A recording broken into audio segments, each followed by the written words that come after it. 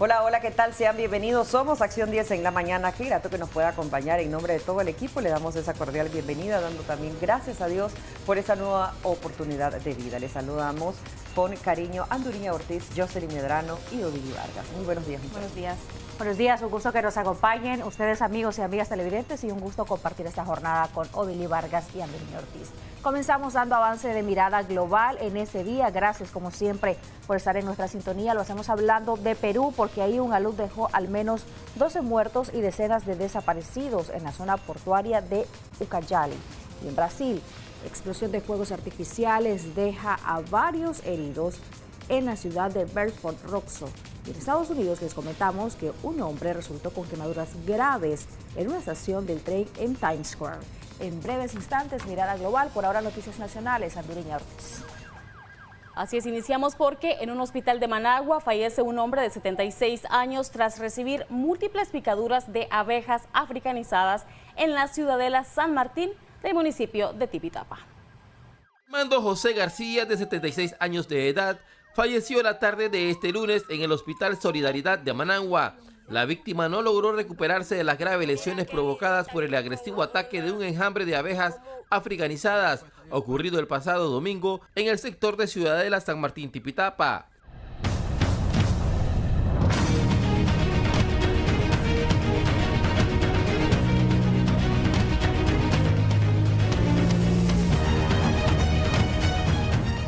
El trágico suceso ocurrió mientras García transportaba sillas de plástico en un triciclo. Un enjambre posado sobre un árbol de Guanacaste lo atacó repentinamente, propinándole más de 1000 picaduras de abejas, según reportes preliminares. Equipos de bomberos unidos de Tipitapa se movilizaron al sitio con trajes especiales para controlar la situación y rescatar al septuagenario. ¡Qué bárbaro! Pítele, don Dani, que se apure.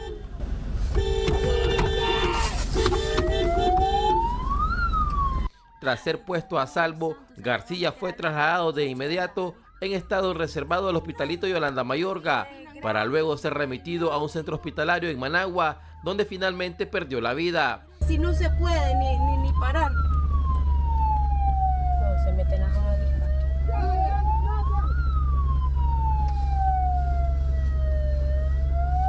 Qué pecado más grande con este señor, ¿no?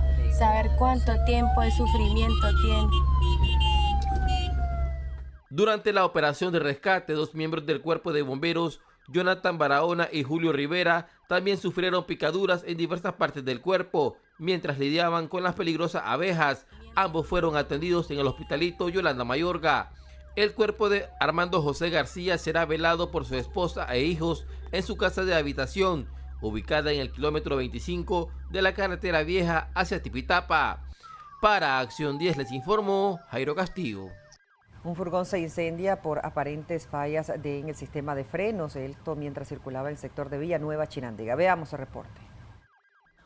Un cabezal de furgón quedó envuelto en llamas la noche de este lunes mientras transitaba por la comunidad La Cepa en el municipio de Villanueva, departamento de Chinandega.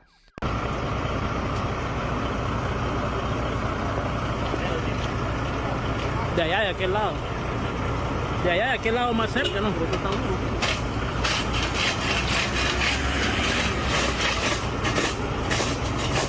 Ante el riesgo que representaba la propagación del fuego, se logró retirar a tiempo el contenedor que el vehículo pesado transportaba. El incendio, cuyas causas aún no han sido determinadas, se presume que pudo originarse por un desperfecto mecánico que inició en las llantas traseras del cabezal debido a un recalentamiento de las fricciones.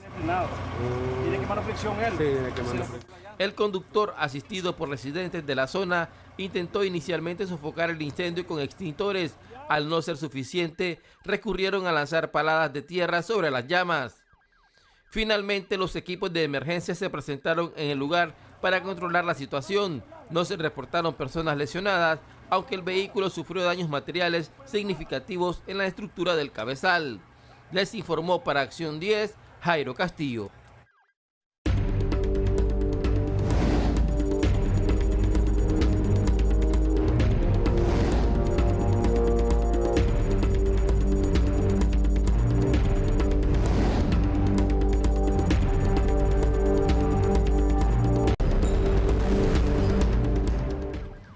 Seguimos en Acción 10 en la mañana dándole recuento de hechos lamentables, y es que en menos de 2 semanas 6 niños menores de 12 años han fallecido en distintas circunstancias. 3 de ellos víctimas de accidentes de tránsito, 2 por atragantamiento y otro por ingerir herbicida.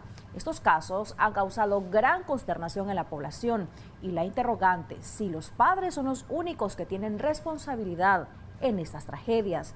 Yaritza Calero con el reporte. A un mes de culminar el año, las últimas 2 semanas de noviembre han sido de luto en el país, con la muerte de 6 niños menores de 12 años, 3 de ellos víctimas de accidentes de tránsito, 2 fallecidos por atragantamiento con gelatina y mamón chino y otro por intoxicación al ingerir accidentalmente un herbicida. Ante estos casos que han consternado a la población, la pregunta es si los padres son los más responsables en estas tragedias, sobre todo donde se ven involucrados terceras personas. La responsabilidad es de nosotros los padres, ¿verdad? Cuidar a los hijos. Pienso yo que a tu hijo, yo soy madre y yo no la descuido en ningún momento. Puedo estar en mi casa y mi casa no está a la orilla de una calle, pero yo siempre mantengo la puerta cerrada, y si va a salir, salgo con ella, no la dejo salir afuera. Somos culpables nosotros las madres, porque entre veces dejamos que los chavalos hagan lo que ellos dicen y se salen a la calle y no le ponemos atención. Pero entre veces usted sabe que habemos madres que somos trabajadoras y entre veces dejamos a los hijos solos y no tenemos tal vez que con quien los mire, y tal vez queda con abuela. El doctor Marcio Artiaga Berríos, especialista en medicina interna, asegura que en el caso de los niños de 8 y 6 años que murieron por obstrucción de la vía aérea o respiratorias al ingerir gelatina y una semilla de mamón chino, los padres deben saber que lo adecuado es darles una alimentación blanda. Si es una semilla y está obstruyendo la vía respiratoria, o sea, usted está en la boca, después viene la laringe, epiglotis. Entonces, si obstruye la vía aérea, si es una semilla grande y obstruye toda la vía aérea, él no puede respirar y se muere por obstrucción de la vía aérea. Explica que los niños menores de 5 años son los más vulnerables de sufrir atragantamientos, por ello es de suma importancia que los padres de familia los vigilen constantemente. Menores de 5 años tampoco, ¿verdad? Porque hay un riesgo, porque como las semillas son pequeñas, pero algunas son más grandes, por ejemplo el jocote, por ejemplo el lancite, entonces todas tienen riesgo de broncoaspiración. Ese tipo de, por ejemplo el lancite, puede broncoaspirar e irse al pulmón. En un caso de emergencia, el médico indica que se debe dar primeros auxilios, entre ellas la conocida maniobra de Heimlich, que consiste en compresiones abdominales rápidas hacia adentro y arriba, medidas que deben aprender padres de familia, tutores y hasta maestros. Hay una maniobra que es la maniobra de Ehrlich, que es que al niño lo apretás por debajo del apéndice sifoide, aquí fuerte por detrás, y él puede expulsar, pero tiene que estar alguien que esté entrenado o tiene que estar el papá vigilando que hay un riesgo de obstrucción de la vía aérea. El especialista recomienda a los padres que la carne y pollo debe cortarse en trozos pequeños para niños menores de 5 años y evitar frutas con semillas, gelatinas o palomitas, que son los alimentos que más causan peligro. Con cámara de Héctor Escobar, Yaritza Calero, Acción 10. Una mujer muere al estrellar su motocicleta contra un carro la noche del pasado domingo en el municipio de Villanueva, en Chinandega. Tan solo horas antes, la víctima celebraba su cumpleaños. Yaritza Calero nos continúa informando. Rosa Elena Espinales celebraba este domingo su cumpleaños número 42 sin imaginarse que se convertiría en una tragedia, pues al caer la noche, este mismo día, murió horas después de ser ingresada en el hospital Mauricio Abdalá a causa de las graves lesiones que sufrió en el cuerpo tras impactar de frente la motocicleta que conducía contra un carro en el sector 8 del municipio de Villanueva, en el departamento de Chinandega. La víctima llevaba como pasajeros a 2 personas más, quienes resultaron únicamente con lesiones leves, ya que luego de haber festejado su cumpleaños junto a sus amigos y familiares, se dirigía a su vivienda ubicada en la comunidad La Zapera del mismo municipio. Según información de medios locales, este hecho se ha convertido en una doble desgracia, pues el esposo de la fallecida también perdió la vida recientemente. La policía de tránsito determinaría si el exceso de velocidad u otro factor causó este accidente, mientras la víctima sería sepultada este lunes en su lugar de origen. Yaritza Calero, Acción 10. Con una posible fractura en el brazo queda un motociclista tras ser impactado por una camioneta cerca del complejo judicial Faustino Ruiz en Managua. Veamos el reporte. La supuesta invasión de carril por parte del motociclista Leandro Sandino Hurtado provocó que impactara en un costado de esta camioneta café, perdió el control y terminó estrellándose en un costado de otro vehículo que estaba estacionado en la calle contraria. El exceso de velocidad, la invasión de carril y no le dio chance a la hora de frenar, llegó a impactar con la camioneta. ¿Ambos viajaban en el mismo carril? En el mismo carril. ¿Y él aventajó por qué lado? Izquierda. Por la parte izquierda en la camioneta se puede reflejar dónde está el impacto de la moto. Por su parte, Alberto Espinosa, conductor de la camioneta, relató que viajaba de sur a norte y que luego del choque, el motociclista también colisionó contra 2 personas que circulaban en la zona. Va a doblar hacia Farmacia Sabas, y en eso uno como conductor se fija hacia adelante, que no venga carro. Al no venir carro, pues doble a la izquierda y en eso venía el de la moto y me impacta al lado derecho en el carril contrario. Ahí no pude hacer nada, ¿sí? No hay señal de frenazo, no hay nada porque no había nada que hacer y vino a pegar él, lamentablemente. ¿Viene a impactar también a esta camioneta? Sí, a esta camioneta y a 2 muchachas que estaban de pie también se las pasó llevando, sí. ¿Ellas están bien? ¿No les ocurrió nada? Se golpearon, aparentemente las llevaron ya a un lugar a que les atendieran porque hemos llamado a ambulancia y todo, pero no se ha presentado. El hecho sucedió al mediodía de este lunes del complejo judicial Faustino Ruiz, una cuadra al sur. Una unidad de la Cruz Blanca le brindó atención prehospitalaria y luego fue llevado a un centro asistencial. Agentes de la Dirección de Tránsito del Distrito 4 realizan las investigaciones necesarias. Con imágenes de Antonio Lanzas, Tairis Guerrero Sequeira, Acción 10. Por una profunda herida en la pierna queda un motociclista al ser impactado por un camión cuyo conductor irrespetó la preferencia en las cercanías de los semáforos de Lindavista, acá en Managua. Elinson Natanael García, originario de Ciudad Sandino, conducía en su motocicleta de oeste a este rumbo al Mercado Oriental, pero el conductor de este camión, quien realizó un giro de este a sur, prácticamente según testigos, interceptó la preferencia al motociclista, quien resultó con una profunda herida en la pierna derecha, siendo necesario su traslado al Hospital Antonio Lenín Fonseca. Sí, él trabaja pues, sí, de forma independiente. No, parece que, usted sabe que con la plata baila el perro, parece que quiere salirse con la suya. ¿Y es que el camionero viene de este a oeste? Parece que él viene de norte a sur. ¿Y él va para Managua? Yo creo que él venía de norte a sur o iba a girar, no estoy tan seguro. Él venía para Lindavista, los semáforos. ¿Cómo se llama? Elinson Natanael García.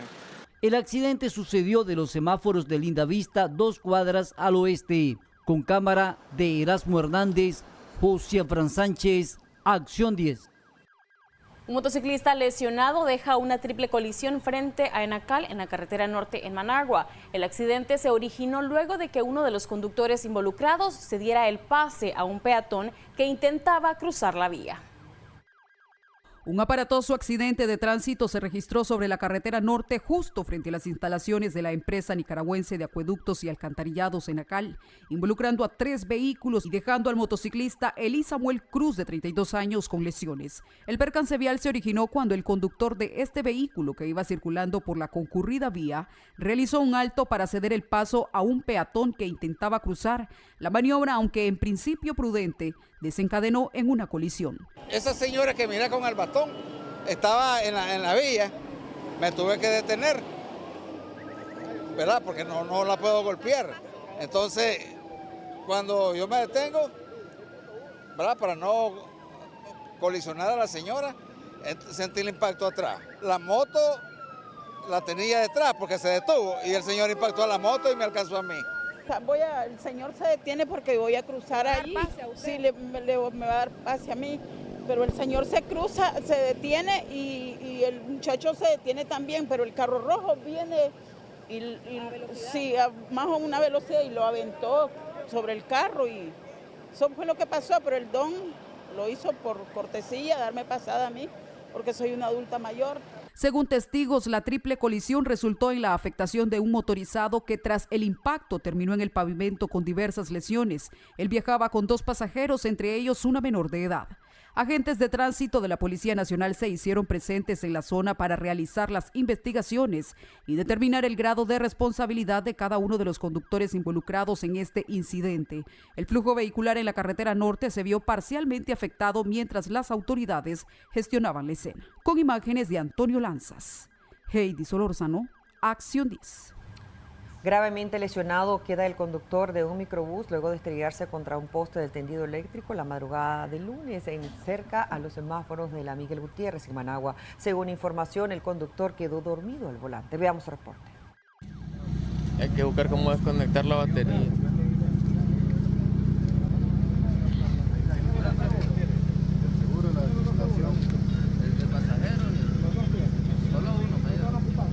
El microbús quedó con la parte delantera convertido en chatarra y su conductor lesionado después de estrellarse contra un poste de concreto del tendido eléctrico en Villa Fraternidad, Distrito 6 de Managua. El impacto registrado a las 3 de la madrugada de este lunes dejó al hombre con múltiples heridas y una fractura en la pierna. Como una explosión se escuchó, pensé que era un transformador y nos salimos y el señor ya estaba fuera del microbús, estaba acostado ahí en el piso. Y el microbús estrellado contra el poste.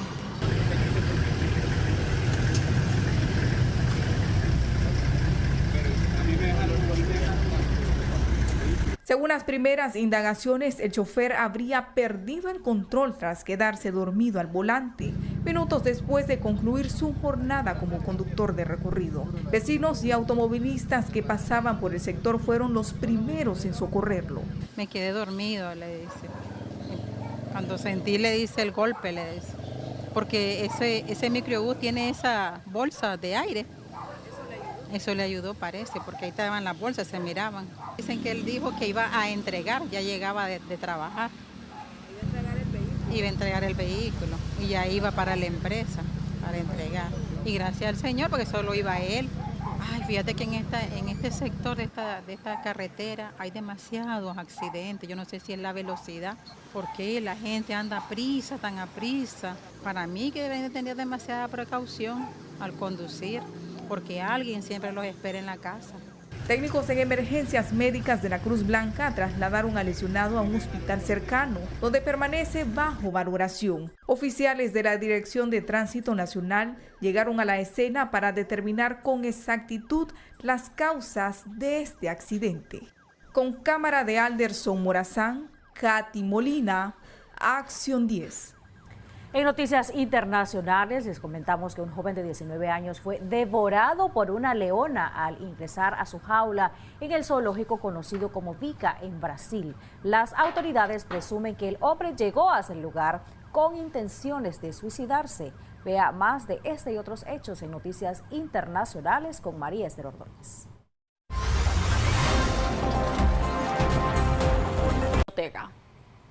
José Augusto Rugama Rodríguez perdió la vida por una poderosa descarga eléctrica. Según testigos, la víctima junto a otro más utilizaban una varilla de hierro para elevar el nivel de una manguera que abastece de agua la vivienda de la víctima. Durante la maniobra, la varilla metálica hizo contacto accidentalmente con una línea de tendido eléctrico, provocando que ambos hombres fueran electrocutados. Al ser trasladado al hospital de Yalí, José Augusto Rugama Rodríguez llegó sin signos vitales, mientras su ayudante se recupera.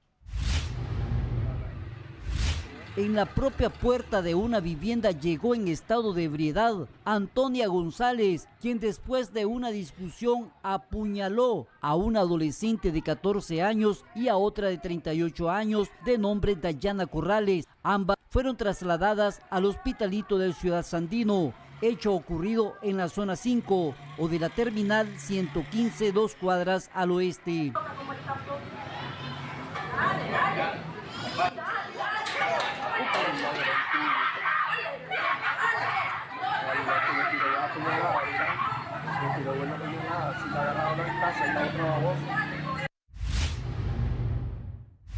Un sujeto de identidad desconocida fue sorprendido al ingresar a una vivienda con intenciones de robar, según pobladores, quienes alertaron al propietario del domicilio, Juan Úbeda, quien con apoyo de varias personas lo detuvieron, amarraron y lo entregaron a la Policía Nacional, hecho ocurrido en Sébaco.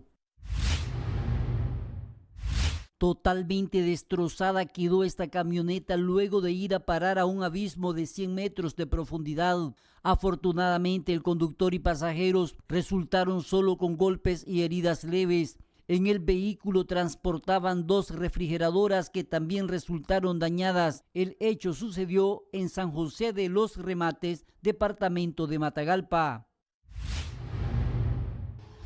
Otros afortunados fueron también los pasajeros y conductor de un camión que es utilizado como transporte público en una zona rural de Guaslala. Por desperfectos mecánicos terminó volcado a orillas de la trocha.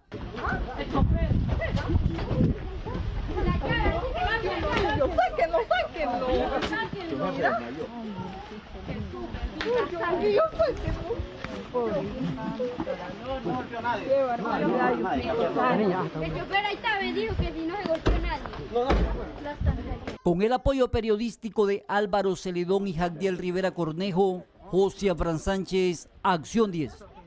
En otras informaciones, los candidatos a la presidencia, a candidatura en Honduras. Continuamos con más noticias en Acción 10 en la mañana, esta vez en temas económicos, porque esta semana en el mercado oriental la libra de lengua de res se cotiza en 260 córdobas, el litro de aceite a 60 y la libra de papas a 18 córdobas. Anduriño Ortiz tiene el informe económico. La población nicaragüense ya se acerca a mercados capitalinos como el oriental a cotizar cortes de res preparados en esta temporada de diciembre. Uno de ellos, la lengua, cuyo precio por libra es de 260 córdobas. En cambio, la posta de cerdo, otra proteína de alta demanda, se oferta a 98 córdobas. El lomo de res está a 155 la libra. La gente ya está comenzando a preguntar estos precios, a comprar. Ya incluso algunas familias ya están cotizando para seguramente entre todos comprarse su buena cantidad para la noche buena, ¿verdad? El 24 de diciembre. Respecto a la carne de cerdo, ¿cuáles son los precios? Tenemos posta a 98 córdobas, el lomo a 105 córdobas y la costilla alta a 95 córdobas. Por su parte, productos avícolas como el pollo entero, esta semana experimenta una reducción de 5 córdobas. De esa manera se cotiza a 40 córdobas la libra. Que la pechuga con ala 55 y la que es la especial a 60 la libra. ¿Quiere decir que hay baja en los precios? Sí, claro que hay baja. ¿A qué se debe esa reducción? Es porque hay bastante producción de avícola. ¿La gente compra más producto con este precio? Sí, compraba bastante lo que es el corte, lo que es la alita, el cono y la pierna. ¿Cuánto cuesta esa libra? 40. Respecto a los huevos, ¿cuál es el precio? El precio de la cajilla de huevo la tenemos a 200. En cuanto a los granos básicos de consumo diario en los hogares de la ciudadanía, la libra de arroz, según la calidad del grano, se ofrece desde 18 hasta 25 córdobas y el litro de aceite a 60 córdobas. ¿Frijoles la libra? La libra de frijoles se mantiene a 33 del rojo, por los momentos solo rojo tenemos. Y como te digo, el maíz está a 14, ese sí bajó más o menos bastante. ¿El azúcar por libra cuánto cuesta? El azúcar igual se mantiene a 16, estamos dando la libra. El pesado y así libreado, 15 córdobas. En relación a los productos perecederos como el tomate por balde, que en promedio contiene 15 unidades, se oferta desde 110 córdobas, mientras que la zanahoria por unidad tiene un costo de 20 y 35 córdobas. A 40 córdobas, repollo jumbo a 50, lo que es pepino 3 por 20, a 10 el grande, chayote a 3 por 20, a 10 el grande, lo que es apio se está dando el moño entre 50 y 60 el moño grande, lo que es la libre cebolla está entre 20 y 18 córdobas, igual la papa roja se está dando a 20 córdobas, la punto rojo, lo que es blanca se está dando a 18 córdobas. Respecto a los productos lácteos como la libra de queso seco, se mantiene a un precio de 80 córdobas y la libra de borona a 60 córdobas. Queso de crema 60 por libra y 58 por mayor, el mozzarella 78 por libra, 76 por mayor, el quesillo 95 y la borona 60. ¿Libra de crema cuánto cuesta? 42 por libra y 40 por mayor. Respecto a las ventas para ustedes con estos precios que se han mantenido. Sí, gracias a Dios para esta semana siempre se vende el queso. Los comerciantes esperan que las ventas experimenten mayor dinamismo con el pago de aguinaldo para el sector privado, previsto para los primeros días de este mes de diciembre. Con imágenes de Héctor Escobar, Anduriña Ortiz, Acción 10.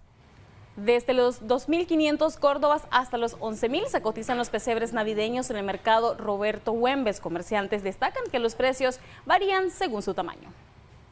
Armar un pesebre que revive el nacimiento del Salvador del mundo en los hogares nicaragüenses anda entre los 2.500 hasta los 11.000 córdobas. El precio varía según el tamaño de cada pieza. ¿A cómo está el precio de las casitas para los nacimientos, madre? Tenemos diferentes tamaños y diferentes precios, por lo menos la grande 1.200, la que le sigue 800, tenemos una de 600, de 400 y 200. Todos son de 11 piezas, le cuesta el del grande, le cuesta 9.000, el que le sigue 6.000, de 3.000, 2.500 y 1.500. Tenemos paste, eso depende de lo que quiere el cliente, igual que el musgo. Lo mismo, si el cliente quiere un poquito, pues se le vende y si quiere bastante también. ¿Y los venaditos qué precio tienen los venaditos? Igual, mamá, tenemos de 800, tenemos de 500, de 300, de 480, depende del tamaño. Tenemos de 100 córdobas, el más chiquito. La casita, 2 burros, una oveja, el ángel y pastorcitos, los 3 reyes magos, José, María y el inigualable Niño Dios, son parte de los elementos del pesebre y que durante este 2025 han sido poco demandados. Así lo indicaron los comerciantes del mercado Roberto Güembes. Sí, están viniendo a preguntar, algunas personas lo llevan, otras dicen vamos a regresar, ya tenemos algunos que han venido, otros los tenemos reservados, pero sí está entrando gente. Se ha mantenido baja, la gente está entrando, pero no se está vendiendo como esperamos, pero sí, estamos comenzando. Los vendedores de artesanías esperan mayor afluencias de compradores en los próximos días, no solo para que adquieran sus nacimientos, sino también productos alusivos a la Purísima. Con imágenes de Alderson Morazán para Acción 10, Heidi Estrada. En el mercado mayoreo en Managua, la demanda de la caña de azúcar, limones y naranja, productos clave para la gorra de la gritería, se ha disparado en cuanto a los precios, y es que los comerciantes reportan buen dinamismo en las ventas. Veamos.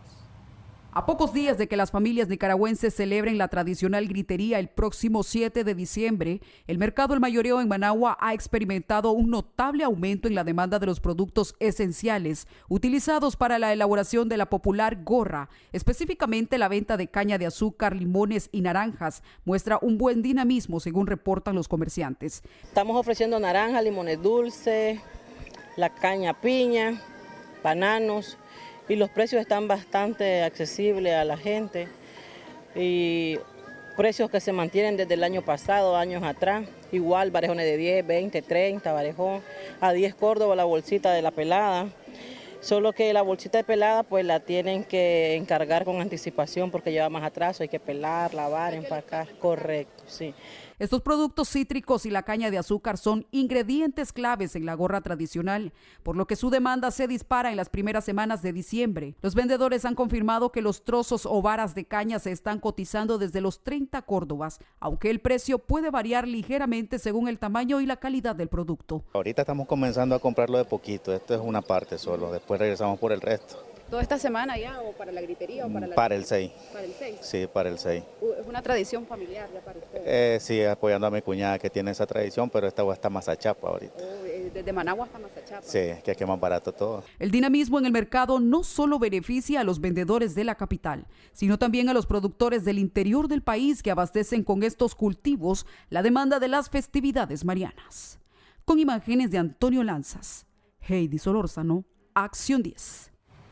Comerciantes de pólvora que se ubican en la pista El Dorado en la capital reportan buenas ventas de cara a la gritería el próximo 7 de diciembre.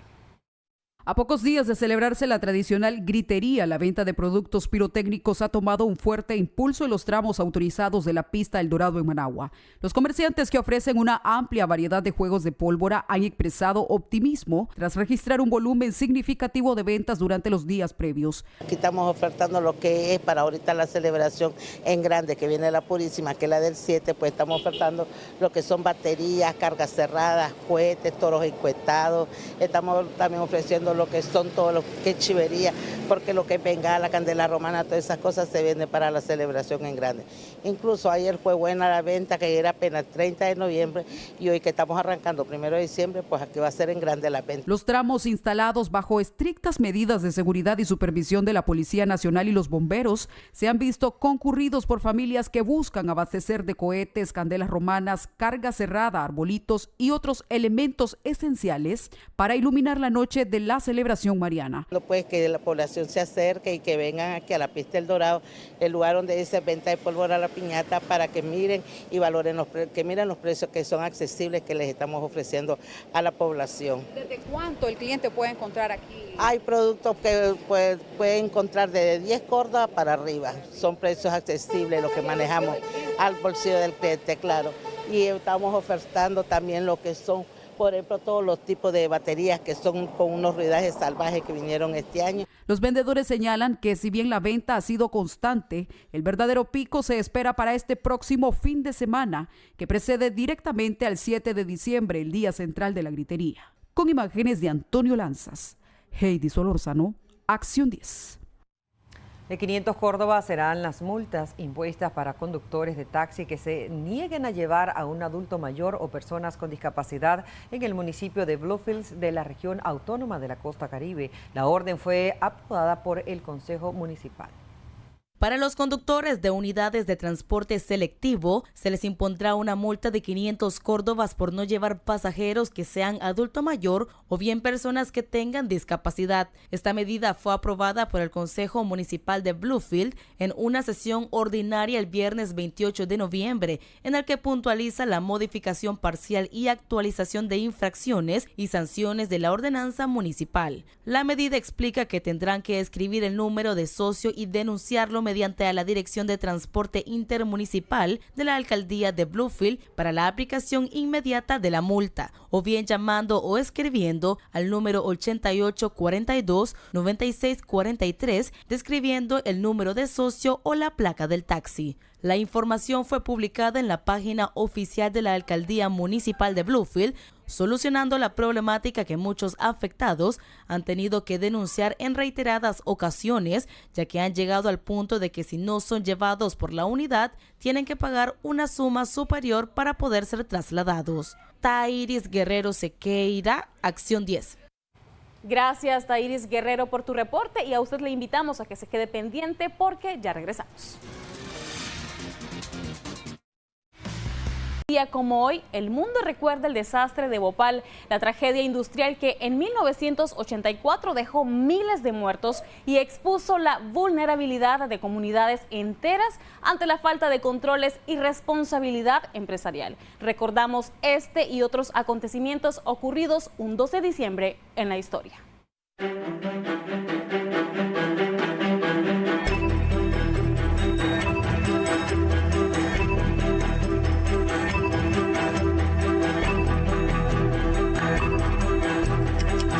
el año 2022, cada 12 de diciembre se celebra el Día Mundial de los Futuros. Se trata de una invitación establecida por la UNESCO, abierta a todos los países del mundo a desarrollar sus capacidades y abordar retos, garantizando el desarrollo sostenible para las generaciones futuras. Constituye una oportunidad propicia para reflexionar sobre las oportunidades y amenazas de la humanidad, así como la aplicación de iniciativas para el futuro, entre las cuales se contempla la inteligencia artificial, reducción del cambio climático, ciberseguridad, tecnología y la biología sintética. Cada 12 de diciembre se conmemora el Día Internacional de la Abolición de la Esclavitud, para recordar la fecha exacta en la que la Asamblea General de la Organización de Naciones Unidas firmó el convenio para la represión de la trata de personas y de la explotación de la prostitución ajena. Según la ONU, cuando se habla de esclavitud se trata de aprovecharse de las necesidades económicas de las personas para hacerlas firmar un contrato del cual nunca podrán liberarse, debido a que todas las condiciones les obligan legalmente a seguir realizando esa actividad sin ganar nunca su libertad, como el trabajo forzoso y el matrimonio forzado. El 12 de diciembre de 1901, King Camp Gillette patentó su invención que transformaría la rutina de afeitado, la máquina de afeitar de hojas desechables. Antes de este hito, los hombres dependían de navajas de afeitar que debían ser constantemente afiladas, un proceso costoso y a menudo peligroso. La clave de la innovación de Gillette fue la creación de una hoja de acero delgada, económica y crucialmente desechable, lo que permitía a los consumidores simplemente reemplazarla en lugar de afilarla. Ese concepto de una afeitadora según las hojas de bajo costo y alto volumen de la venta no solo resolvió un problema cotidiano para millones de personas, también sentó las bases para un modelo de negocios inmensamente exitoso que convirtió a Gillette Company en un gigante global. Hoy hace 123 años, el 12 de diciembre de 1902, marcó la fundación de la Oficina Sanitaria Internacional, una entidad pionera que con el tiempo se convertiría en la Organización Panamericana de la Salud. Nacida en la Segunda Conferencia Internacional de los Estados Americanos, esta fue la primera organización internacional dedicada exclusivamente a la salud en el mundo. Su creación respondió a la urgente necesidad de combatir epidemias devastadoras como el cólera, la peste y la fiebre amarilla que se diseminaron.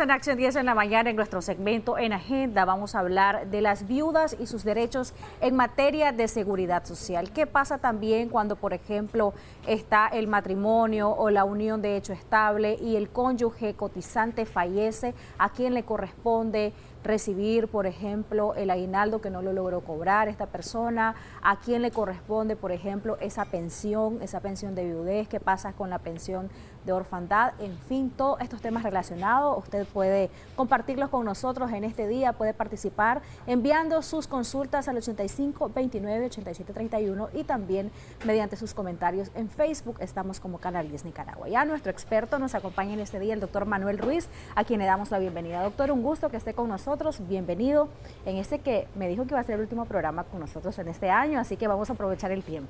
Bien, muchas gracias. Que el Señor bendiga a los estimados televidentes.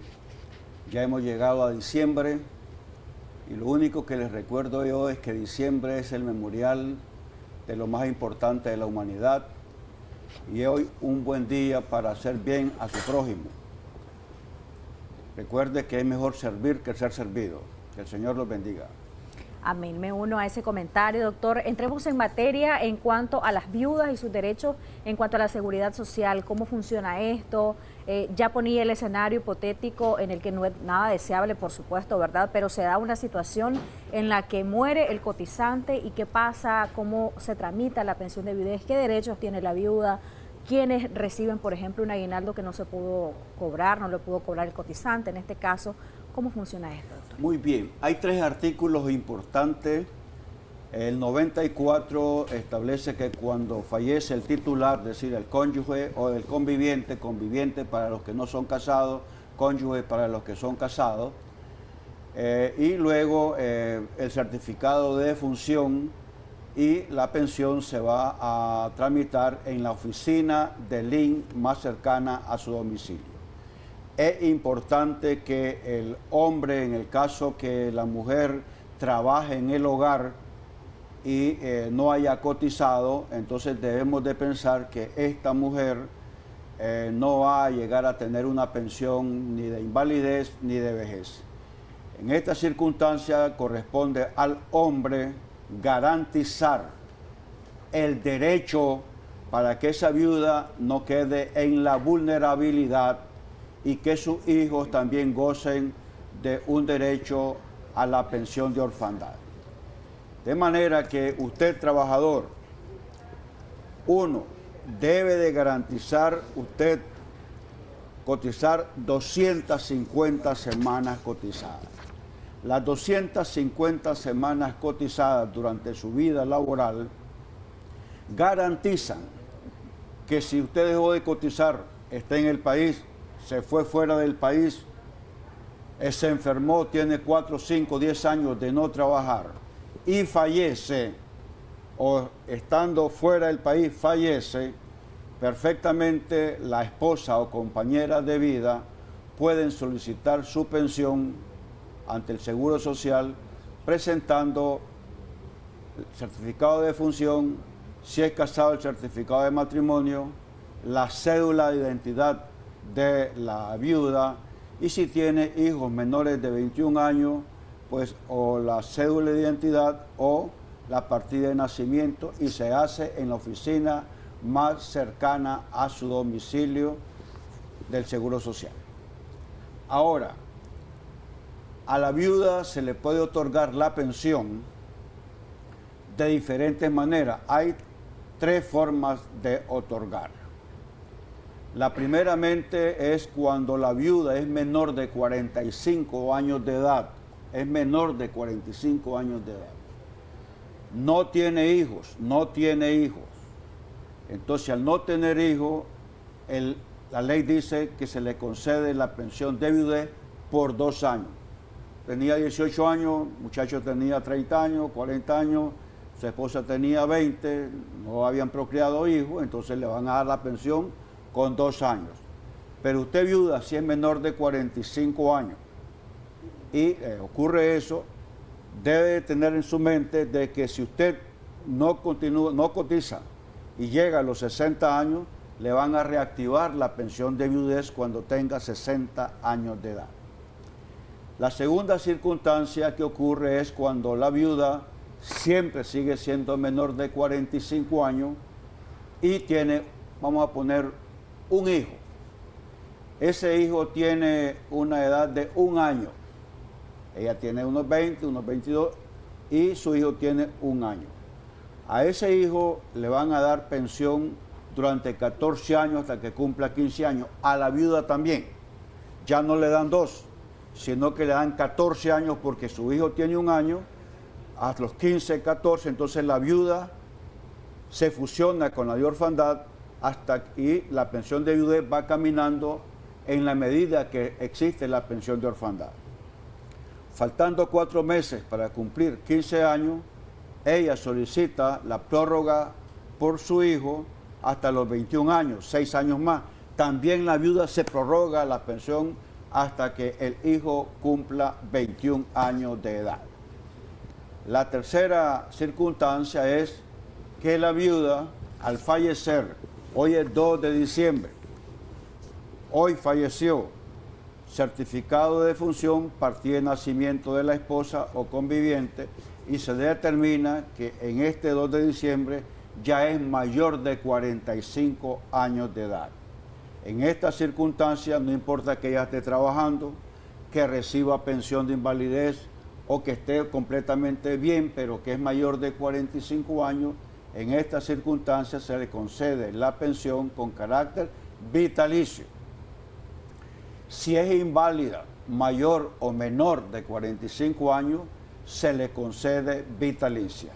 Entonces aquí lo que hay que estar atento es por parte del hombre que si usted no es casado, está haciendo unión, de hecho es unión, pero no es estable porque usted es casado, si el hombre ha dejado a su esposa, la ha abandonado, no tiene ninguna vinculación en este momento y está haciendo convivencia con otra mujer, el artículo 83 y 91 del Código de la Familia no se considera como unión de hecho estable en la razón de que usted tiene una limitación jurídica, de manera que al fallecer esa mujer que puede tener 4, 10, 15, 20 años de estar conviviendo con usted va a quedar sin derecho a la pensión de viudez porque no es su compañera de vida. ¿Y la esposa legal, doctor? Y la esposa se la niegan bajo el argumento de que no tiene dependencia jurídica y que estaban separados y en consecuencia ese derecho pues no le asiste a la viuda. Entonces a usted le corresponde dejar arreglada la situación si ya no tiene nada con la señora. Ahora, si usted se comprometió con los hijos del primer matrimonio a que no se iba a divorciar con su esposa, haga una comunicación, mándese la link de que con la que está conviviendo esa es su beneficiaria. Esa es la que depende económica, esa palabra debe de estar en esa carta. Ella depende económicamente de mi persona, tiene que decir, porque de esa manera queda evidencia que esta compañera, esta mujer, aunque no es de unión de hecho estable por esa norma que dice el Código de la Familia, pero al menos queda evidencia. Y si mensualmente usted le está pasando dinero, haga un recibo para que ella se lo firma y de esa manera se confirme ante el Seguro Social que esa mujer, y si es lo contrario también, estoy casado, estoy conviviendo con otra mujer, pero me comprometo a pagar, a darle una cantidad de dinero mensual a mi esposa y fallezco, mi esposa va a ser la que va a recibir la pensión de viudez.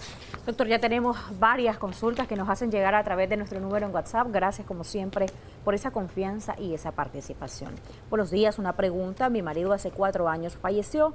A mí solo me dieron pensión 2 años y después me la quitaron. Yo tengo un hijo que tiene una enfermedad por la cual no puede trabajar. Él tiene 26 años y quiero saber si puedo solicitar que me lo atiendan en una clínica previsional porque su papá cumplió con todas las cotizaciones. Si él falleció y tiene un hijo con discapacidad, ese hijo tiene derecho a recibir pensión con carácter vitalicio, artículo 68 del reglamento.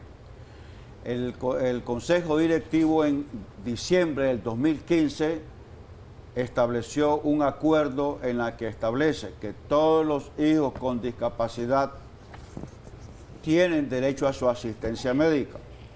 De manera que usted invoque el acuerdo del Consejo Directivo en la que se estableció desde el 2015 que todos aquellos hijos que hayan nacido con algún grado de discapacidad que les imposibilite estudiar o trabajar tienen derecho a la asistencia médica. Y en cuanto a la duración de la pensión de orfandad, eso está desde marzo de 1982, en la que los hijos con discapacidad tienen derecho a recibir la pensión con carácter vitalicio. Ok, preguntan por acá, y en el caso de que la mujer muera antes que el esposo, el viudo en este caso, ¿tiene derecho a alguna pensión? La respuesta es que sí, fundamentado en la Constitución antes de la reforma y con la reforma, en la que el hombre y la mujer están en igualdad de condiciones en los derechos de seguridad social. Artículo 91 del Código de la Familia. En consecuencia, no hay diferencia en derechos de seguridad social, tanto el hombre como la mujer están en pie de igualdad. Existe un artículo que es el 67 del reglamento que establece que en qué circunstancias se le da la pensión al hombre, pero esto entró en conflicto con la Constitución política y entonces esa norma se debe entender que fue derogada porque ninguna ley ordinaria puede estar encima de la Constitución. Preguntan por acá, doctor, buenos días, Dios les bendiga, tengo 79 años, mi esposo murió hace 16 años, yo no sabía que tenía derecho a pensión, pero ahora que voy me dicen que ya perdí ese derecho. No, el artículo 113 y el 113 de la ley y 93 del reglamento establece que los derechos en materia de seguridad social son imprescriptibles.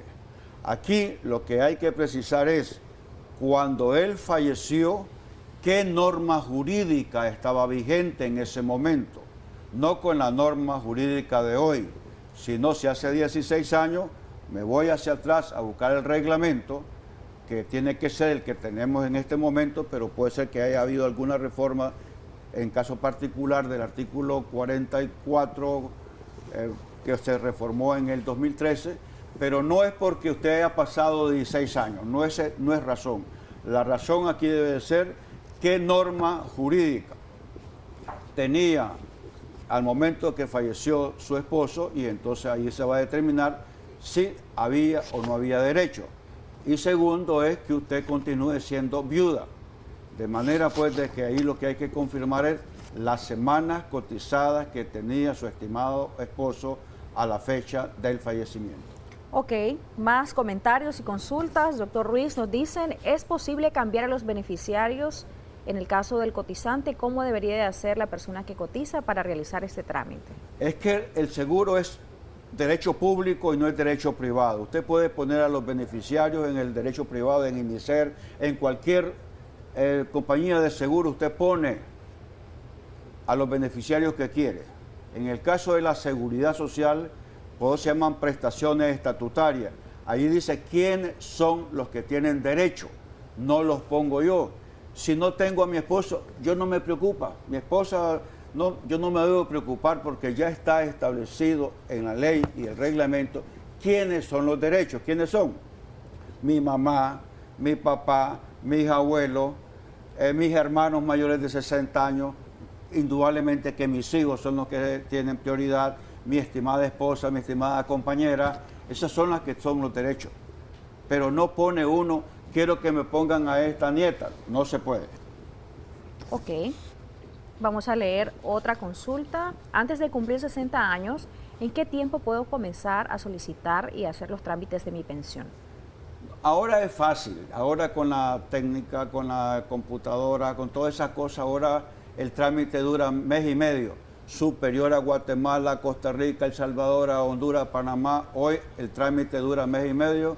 Usted cumple el 2 de diciembre, 60 años de edad, va mañana y la están llamando allá como el 15 de enero con su resolución, con su carnet y con su dinero. No es necesario hacer el trámite antes de los 60 años. Tenemos por acá otro comentario. Buenos días, Jocelyn, si me afilio al facultativo, ejemplo el día de hoy, tengo 56 años, pero llevo a fallecer dentro de un año. ¿Tiene derecho mi compañera? Gracias por su tiempo y su asesoría. Es importante aclarar, esa es una pregunta muy recurrente, que cuál es la diferencia entre estar afiliado en el régimen obligatorio y en el facultativo. En materia de pensión de invalidez, vejez y muerte, tienen los mismos derechos el que está en el régimen obligatorio como está en el facultativo. En todo, no hay ni una coma que pueda diferenciar entre el que cotiza en el régimen facultativo, yo estoy en el régimen facultativo, el otro está en el régimen obligatorio, se muere cualquiera de los dos, se le va a conceder la pensión a la viuda, a los hijos, a los dependientes, otros descendientes, con la misma norma, no hay norma diferente. Por lo tanto, la respuesta es, su esposa va a tener derecho si usted tiene acumuladas las semanas que establece el artículo 44 del reglamento y si tiene las 150 o las 250 semanas, se le garantiza de por vida el derecho a su estimada esposa. Vamos a leer ahora algunos de los comentarios que nos hacen a través de nuestra transmisión en Facebook. Recuerden que estamos como Canal 10 Nicaragua. Aquí tenemos a nuestro experto y usted puede realizar sus preguntas.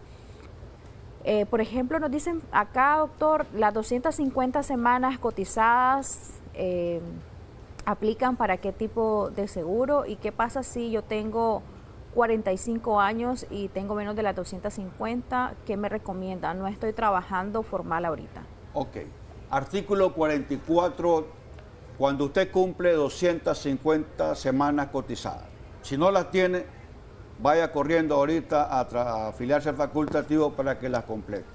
Una vez que usted tiene 250 semanas, que son 5 años, puedo dejar de cotizar y dentro de 4, 5, 10 años quedo inválido, tengo derecho a la pensión de invalidez. 5, 6, 7, 8 años después fallezco, mi esposa, mi compañera tiene derecho a la pensión de viudez, los hijos tienen derecho a la pensión de orfandad. Cumplo 60 años, artículo 56, me conceden la pensión de vejez reducida. De aquí que este programa tiene como propósito que usted realmente garantice su derecho, ya sea que fallezca aquí en Nicaragua o fuera de Nicaragua, con 250 semanas hay esa garantía vitalicia, no prescribe el derecho, no importa que usted no vuelva a cotizar, tiene 40 años, espere a los 60, no es lo deseable, pero en el caso que ocurra, tendrá derecho a la pensión de vejez reducida según el artículo 56. Y si fallece, el artículo 64 también le dice, tiene derecho a la pensión de viudez. Comencé a cotizar a los 58 años por primera vez, ¿puedo pensionarme y cuánto recibiría? Aún estoy laborando en el mismo lugar. Bueno, usted está en una condición privilegiada al cumplir 58 años. Una vez que tenga 250 semanas, artículo 55, literal D de dedo, le van a dar una pensión como si hubiese cotizado 750 semanas, va a tener derecho a todo lo que el IN concede a las personas que acumulan 750 o más. Usted, por haber ingresado a los 58 años de edad por primera vez, necesita retirarse a los 63 años, que va a estar cumpliendo las 250 semanas y va a gozar de una pensión de vejez completa. Lo importante es que se pueda retirarse a los 63, no hay problema. Exactamente, porque hasta los 63 años va a acumular las 250 semanas. Ok, buenos días, tengo 43 años y más de 20 años de cotizar. Vivo sola con mis hijos de 18 y 12 años, soy soltera. Si me pasara algo, Dios no lo quiera, ¿qué derechos tienen ellos? Los niños, los hijos tienen derecho a la pensión de orfandad, desde un día hasta 15 años. De 15 años hasta los 21 pensión de orfandad. De manera que yo le recomendaría a usted que haga un esfuerzo para que, dijo que tenía ¿cuántas semanas? Dice que más de 20 años de cotizar. Ah, si tiene 20 años ya tiene todo el derecho, sí. No hay ningún problema. Y la pregunta era a qué tienen derecho los hijos, 18 y 12 en el caso de que ella falleciera. A pensión de orfandad. Y cuando, si usted está viva y queda alguna invalidez, pensión de invalidez, más asignación familiar para sus hijos menores de 21 años de edad. Y si usted fallece, pensión de orfandad para los hijos menores de 21 años de edad. Buenos días, nos dicen, ¿aún se pueden jubilar los maestros a los 55 años? Sí, la maestra mujer a los 55 años, literal B, 55 años, esté activa o esté desempleada, siempre que se garanticen las 750 semanas en docencia. En el caso del hombre, realmente cambia la situación. Puede optar a la jubilación a los 55 años si tiene acumulada 1.500 semanas. Caso contrario, opta a la pensión de vejez con 60 años y 750 semanas. Tenemos más comentarios, doctor. Nos dicen acá en nuestra transmisión en Facebook, y si la beneficiaria o viuda trabaja, puede solicitar la pensión de viudez aunque no tenga hijos, siempre que sea mayor de 46 años o 45 en este caso.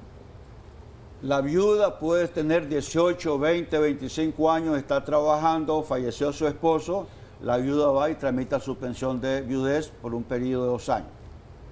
Si la esposa fallece el titular, ella es mayor de 45, está trabajando, está de gerente de un banco, no importa lo que gane, y estaban casados, ella tramita su pensión de viudez. No existe ninguna norma que le impida trabajar, recibir su pensión de vejez y recibir su pensión de viudez. Eso es compatible según el artículo 110 de la Ley de Seguridad Social. Muchas gracias, doctor, por su respuesta. Y hay muchos comentarios, vamos a tratar de leer los que no sean posibles en el tiempo. Nos dicen, buenos días, si yo tengo una pensión reducida y quedo viuda, ¿tengo derecho a la pensión de viudez? Definitivamente que sí, no hay ninguna norma que le impida hacerlo. Usted va con el artículo 64, el artículo 89, el artículo 110 de la ley, fallece su esposo porque tiene una pensión de vejez reducida y tramita su pensión de viudez porque no hay nadie que le diga, no se le concede porque el artículo del reglamento de la ley dice esto. No existe, por lo tanto usted tiene derecho a la pensión de viudez. Mi mamá, nos dicen, trabaja en el mercado, el próximo año cumple 58 años. ¿Quiere decir que sí puede cotizar por 5 años y recibir su pensión 5 años después? No. Este caso es diferente al anterior. Son casos diferentes porque si ella trabajara en una empresa no hay ningún problema y lo que expliqué anteriormente es correcto. Pero ella no puede afiliarse al facultativo porque es mayor de 55 años de edad. Tendría que su mamá trabajar para algún comercio ahí en el mercado, que trabaje, que el empleador la incorpore al seguro obligatorio unos 4, 5, 6 meses y una vez que ya pues ella trabajó, luego ella puede irse al facultativo para ya llegar como una continuación voluntaria y no como una incorporación voluntaria. Nos dicen, necesito saber qué pasa si, por ejemplo, excedo las 750 semanas cotizadas, cómo se le retribuye al cotizante ese dinero a la hora de recibir la pensión. Esta es una pregunta que ya entiendo que por dónde va. Es un grave error. Si usted tiene 750, le aplican el artículo 85 y le dan el 31% del promedio salarial. Si usted tiene 800, ya le dan 32 y en la medida que va teniendo mayor cantidad de semanas, la pensión de vejez de usted será mayor. Eso realmente ha estado ahí en la sociedad diciendo, si tengo 2.000, si tengo 1.500 semanas, ¿qué se me reconoce? Pues la pensión de usted va a ser mayor. El día que el Seguro Social, el día que la ley diga, usted tiene 1.500, solo necesita 750 y le voy a regresar el exceso, ese día va a ser terrible porque sus pensiones van a ser mínimas y nosotros no queremos estar en nuestra vejez con pensiones mínimas. Queremos estar con la mejor pensión que podamos nosotros construir durante nuestra vida laboral. De manera que es un error pensar de que ¿qué me van a dar después de 750? Una pensión mayor, sencillamente eso.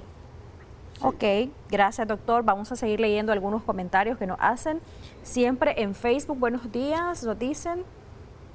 Quería saber si uno se casa y el INSS le da al esposo el derecho de ser beneficiario, es una dama la que nos escribe, ¿eso le pertenece a él a la hora, por ejemplo, de fallecimiento? Y si uno fallece y él es joven, ¿qué le corresponde? Es parecida a las preguntas anteriores. Sí, les decía que conforme la Constitución Política y el Código de Familia, tanto el hombre como la mujer están en pie de igualdad en derechos de seguridad social, artículo 91. La Constitución de la República establece que el hombre y la mujer están en pie de igualdad de derechos y todo. Sin embargo, está el artículo 6.7 del reglamento que da ciertas circunstancias de manera que yo le diría, si su esposo está joven, usted está joven y fallece, con la Constitución y el Código de la Familia tiene derecho. Con el artículo 67 del reglamento no tiene derecho. Entonces hay una contradicción. ¿Se le da o no se le da? En este momento, como le digo, está ese debate que prevalece más, si la Constitución, que sí prevalece, pero le aplican el artículo 67 y le niegan la pensión de viudez al hombre. Ok, tenemos por acá comentarios esta vez a través de el 8529-8731. Gracias como siempre por escribirnos. Buenos días, quiero pagar el facultativo a mi mamá. ¿Cuánto pagaría solo por atención médica? Ella es mayor de edad. ¿Qué puedo hacer? ¿Quién puede, por ejemplo, se podría cotizar con base a 8.000 córdobas? Esa es una de las preguntas importantísimas y gracias por la pregunta. Usted va a ir con el artículo 25 del reglamento. El artículo 25 del reglamento tiene 3 numerales, 1, 2, 3. El número 3 dice, yo puedo afiliarme únicamente en salud. Sobre el salario, si usted solo quiere salud, pues el salario más bajo que el IN acepte en el facultativo. Yo le ruego pues que no diga que me vio aquí, sino que simplemente el artículo 25 del reglamento numeral 3 dice, yo puedo optar únicamente al seguro de enfermedad y maternidad. Ahí voy a pagar el 8,25%.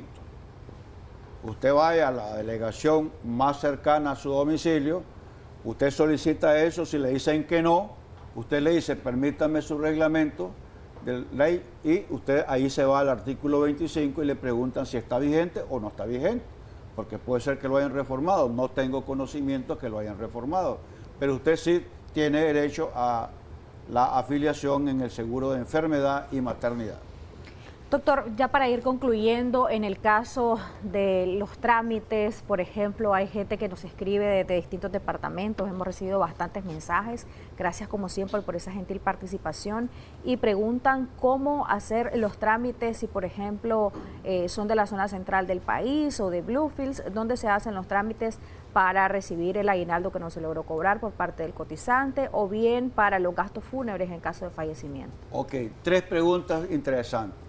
En cualquier parte de los departamentos del país, sea en Bilwi, puede ser en Corn Island, en todo, donde haya una oficina del Seguro Social. Si estoy en Jinotega, ahí hay una delegación de Jinotega, en Matagalpa, en Boaco, en Chontal, etc. Ahí hay una oficina. En Managua hay como 4 oficinas. Está aquí José Benito Escobar, hay varias delegaciones. Entonces usted se presenta ahí a tramitar su pensión.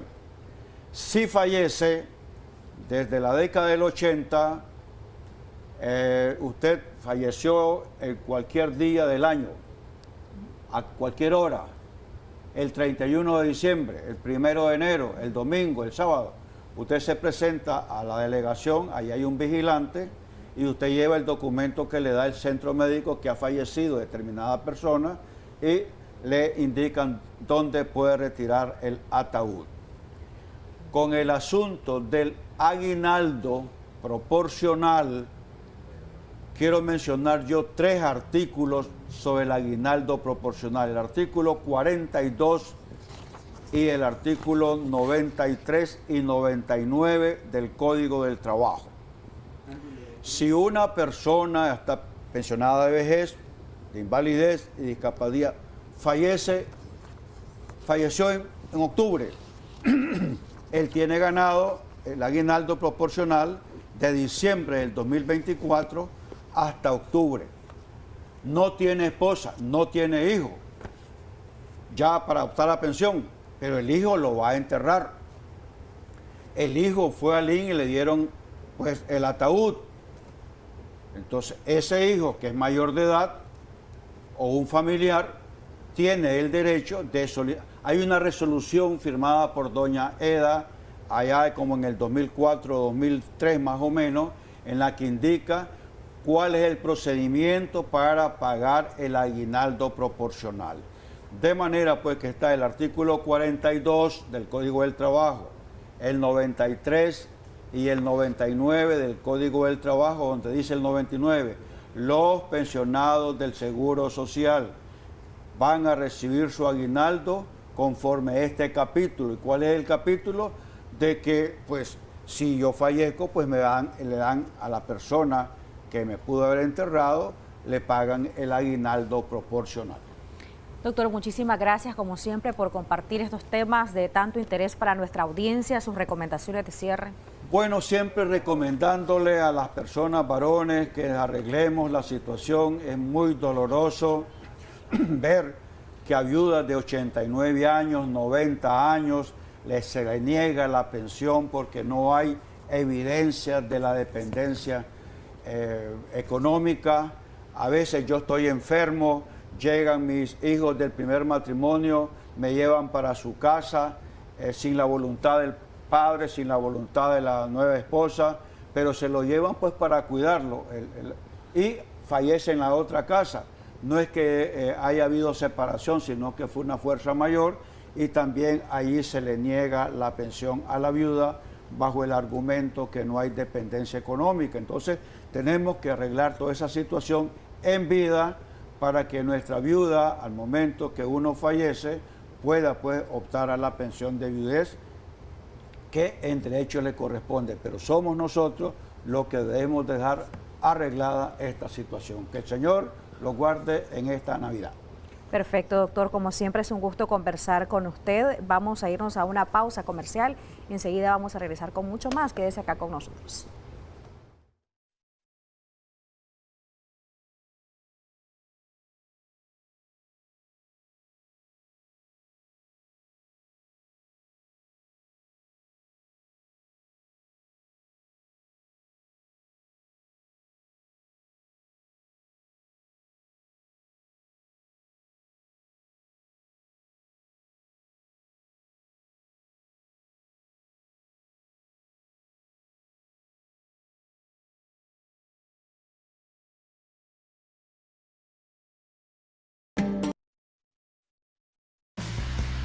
Ya regresamos.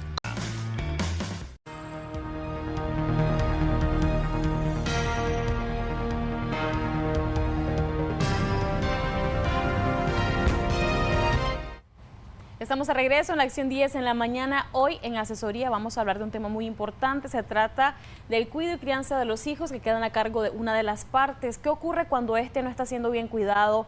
¿Los abuelos podrían pedir esta tutela? Vamos a saberlo a través de nuestro invitado, el doctor Omar García, para que nos explique más a fondo este tema tan vital para lo que es el desarrollo obviamente pleno de cada uno de los niños y adolescentes dentro de su hogar y por supuesto que se mantengan con vida siempre acá.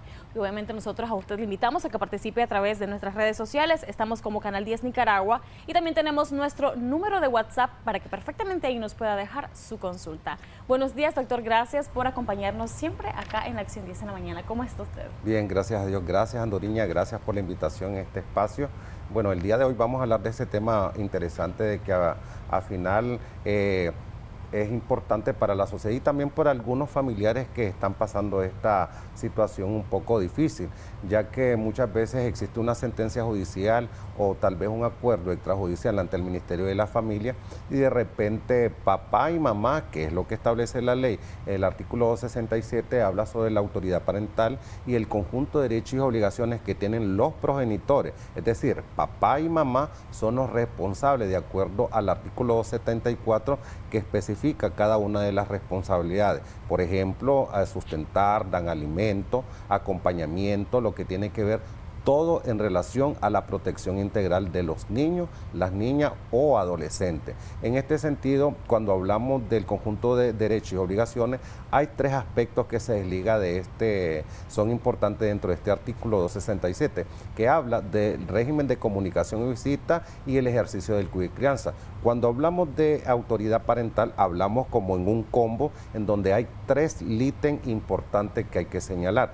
Uno, quién tiene el ejercicio del cuidado y crianza. Dos, quién tiene la representación legal exclusiva. Y tres, la administración de los bienes. Entonces, cuando hablamos del ejercicio del cuidado y crianza, fundamentalmente la ley establece que es papá y mamá. Cuando existe una disolución del vínculo matrimonial o una separación de cuerpo, porque es posible que no estén casados legalmente, entonces también hablamos de que o papá o mamá son los que solicitan ante el Tribunal de Familia lo que es el ejercicio de este derecho, con el fin de la protección integral de los niños y de las niñas. Ahora bien, cuando hablamos que mamá tiene esa responsabilidad, es posible que se la delegó a la abuelita o el abuelito o a un tío o una tía. Entonces, quizás ella vino, formó una relación de pareja con otra persona y el papá está fuera del país. Entonces, aquí es donde habla el artículo 67, párrafo último, que dice que quien esté ejerciendo el cuidado y crianza, entonces puede iniciar un proceso legal que se denomina cuidado y crianza, pero como ya existe una sentencia judicial, si la hubiera, entonces sí se hace una reforma o modificación de sentencia de acuerdo a la establecida en el artículo 444 y 539 del Código de la Familia. Ahora bien, ese es ese es un espacio o ese es un primer ejemplo. Hay otro ejemplo en donde, por ejemplo, hay una sentencia judicial en donde se le otorgó al papá. En este caso, papá, por circunstancia de la vida, tuvo un accidente, falleció. La mamá está ejerciendo lo que es el cuidado y crianza. Sin embargo, la mamá se desobliga de las responsabilidades establecidas en la ley. Entonces, ha asumido la abuelita o el abuelito o una hermana. Entonces, ellos, viendo las circunstancias que la mamá no es responsable, no da pensión alimenticia, sale de manera nocturna, y no es malo salir. Sin embargo, tiene que ser de manera responsable, porque al final pues se deslinda de esa responsabilidad, no asume un compromiso de pensión alimenticia, existe quizás por allá al mes, a los 2 meses a ver a su hijo, y la responsabilidad delegada en una sentencia judicial que es para papá o mamá, entonces no la asumen un 100%. Entonces las abuelitas, los abuelitos, el tío, la tía, un pariente puede iniciar este proceso legal frente a la autoridad, frente al Tribunal de Familia. Sin embargo, nosotros tenemos que demostrar que efectivamente quien va a solicitar el ejercicio del cuidado y crianza, esta circunstancia, por ejemplo, negligencia de la mamá, si ella ingiere alcohol o alguna sustancia psicotrópica, entonces debe hacerse un examen en donde la autoridad competente, ya cuando nosotros estamos en una audiencia inicial, solicitamos que la persona se emita al Instituto de Seguridad Social para determinar si esta persona, no es solo que me contaron, me dijeron de que ella consume alguna sustancia psicotrópica, sino que también se tiene que hacer efectivo a través de una prueba que se determina a través de medicina legal. Entonces, son criterios y aspectos que nosotros tenemos que demostrar. Ahora bien, aquí tengo que ser claro en el sentido de que la abuelita en ningún momento tienen que asumir esta responsabilidad, porque la ley es clara en donde dice de que papá y mamá son los responsables. De igual manera, el artículo 268 habla que el ejercicio del cuidado y crianza lo tiene papá y mamá, y a falta de uno, entonces el otro que es el que asume.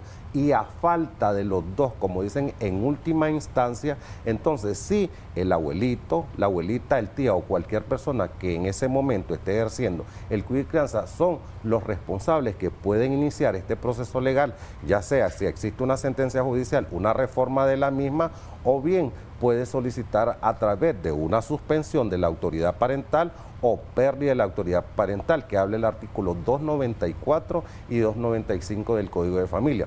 Hay una diferencia cuando hablamos de suspender y es diferente también cuando hablamos de una pérdida. Cuando hablamos de suspensión es un tiempo prudencial que el judicial determina que la persona en este momento está mejor cuidada con la abuelita o con el abuelito. Sin embargo, se tiene que demostrar. También existen que la persona haya sido responsable, negligente, el alcohol, la violencia física, la violencia psicológica, pero tiene que estar determinado a través de una resolución judicial o un dictamen. No es que yo vaya con el cuento. También hay otros parámetros que se pueden determinar. Por ejemplo, la autoridad competente en relación al campo de la familia es flexible, y la autoridad competente puede ir a campo, puede ir al hogar de papá y de mamá o de la abuelita para determinar aquellos hallazgos se puede traer, pero principalmente las trabajadoras sociales es que determina dónde vive, qué es lo que dicen los vecinos, ve dónde está durmiendo el niño, la niña, qué es lo que hace la mamá o que hace la abuelita, en este caso, si es la que va a solicitar, y hace un informe para ilustrar a la autoridad competente de la condición actual del niño o de la niña. Ahora bien, también existe otro informe que es muy importante que realiza el Ministerio de la Familia a través de una valoración psicológica para determinar si la persona que está atendiendo al niño o a la niña es una persona que tiene esa capacidad, esa habilidad para poder ejercer el cuidado y crianza. Entonces es muy importante el informe de trabajadora social y también del Ministerio de la Familia para determinar esta condición muy especial.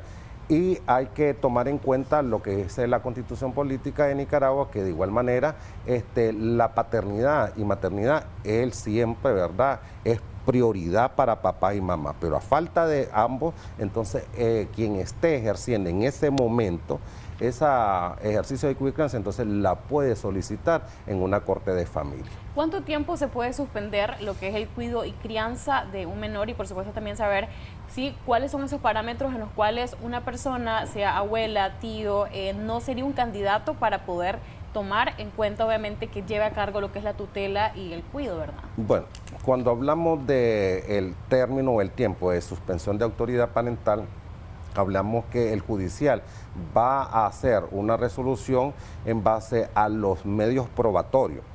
Si se determina que esta persona es alcohólica, entonces pues va a ver si 1 año, 2 años le da la suspensión, y cuando hablamos de suspensión no puede el papá en ese momento o la mamá puede ser relacionarse con el niño porque se supone de que él está bajo un tratamiento y tiene que ir a AA o a un seguimiento psicológico para que él sea una persona capaz para poder responder frente a la responsabilidad de protección del niño o de la niña o del adolescente.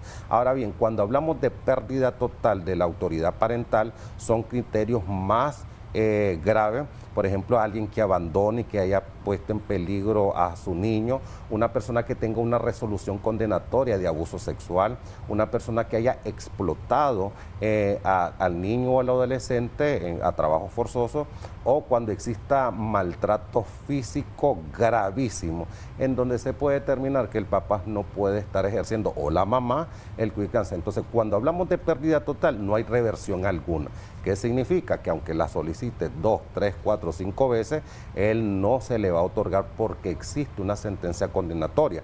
En el caso de la suspensión de la autoridad parental, que habla el artículo 294 del Código de la Familia, sí es revertible porque es un tiempo prudencial para valorar y evaluar que esta persona haya culminado el curso, haya sido una persona que está debajo de terapia psicológica, que esté siguiendo los criterios y parámetros que la autoridad competente ordenó en la sentencia judicial.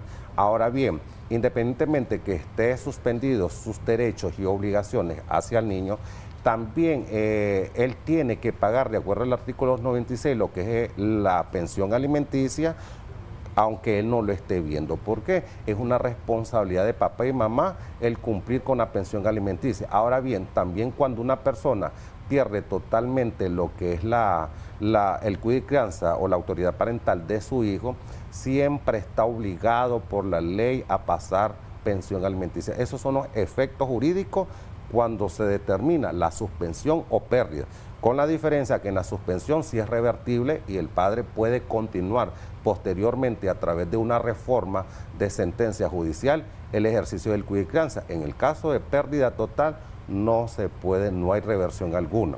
Entonces aquí es donde caben las abuelas, los abuelos, los tíos, las tías, que cuando ven esta peligrosidad o existen criterios que en realidad hay que suspender, porque el nicaragüense actualmente siempre el papá, ¿verdad?, va a trabajar y las abuelitas, los abuelos contribuyen al ejercicio del cuidado y crianza. Sin embargo, no está estipulada en una sentencia como tal, pero al final la abuelita o el tío o la tía están asumiendo esta responsabilidad que no le corresponde. Ahora bien, siempre he mencionado que la ley es clara en sentido de que una cosa es que tenga el ejercicio del cuidado y crianza y otra cosa es que tenga la autoridad parental, la representación legal exclusiva. Son dos cosas muy diferentes. Cuando se le otorga a la abuelita o al abuelo o al tío lo que es el ejercicio del cuidado de crianza, solo es para proteger, tutelar los derechos del niño o de la niña. No es para tomar una decisión radical en cuanto a salir fuera del país. Ahí sí lo tiene que autorizar papá o mamá.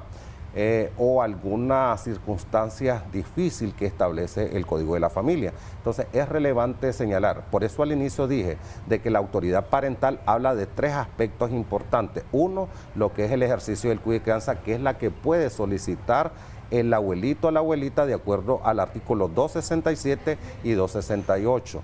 Sin embargo, es importante señalar que esta persona no es porque ella quiera o desee tener el ejercicio del cuidado de crianza, sino que tiene que tener criterios sustentados en donde diga que efectivamente los padres son irresponsables, uno está fuera del país, el otro se desconoce su paradero, o la mamá o el papá son personas que no contribuyen en nada, habiendo ya una sentencia. Y si no existe sentencia, también las abuelitas pueden hacer esta solicitud o demanda de ejercicio de cuidado de crianza, siempre y cuando demuestre que efectivamente los padres no asumen un compromiso como tal. Entonces aquí es donde aplica que la abuelita puede iniciar este proceso legal.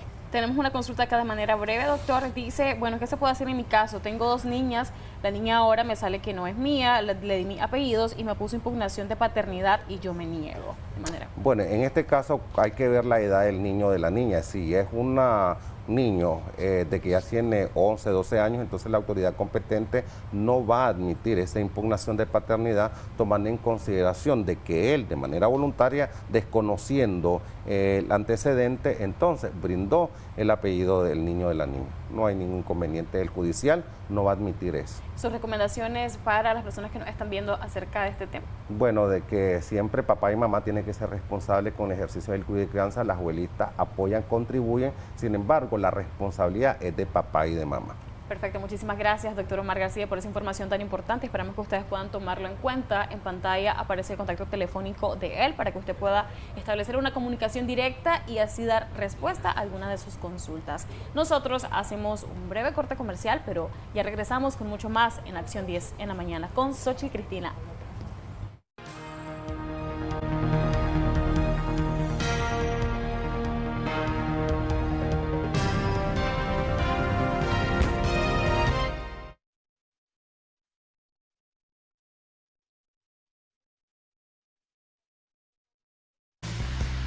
Ya regresamos con Acción 10 en la mañana.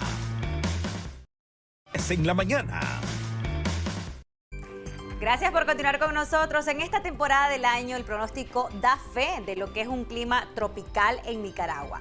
Calor, frío y vientos moderados. Vamos con vos, Christopher Guevara, para que además nos cuentes sobre las posibilidades de lluvia.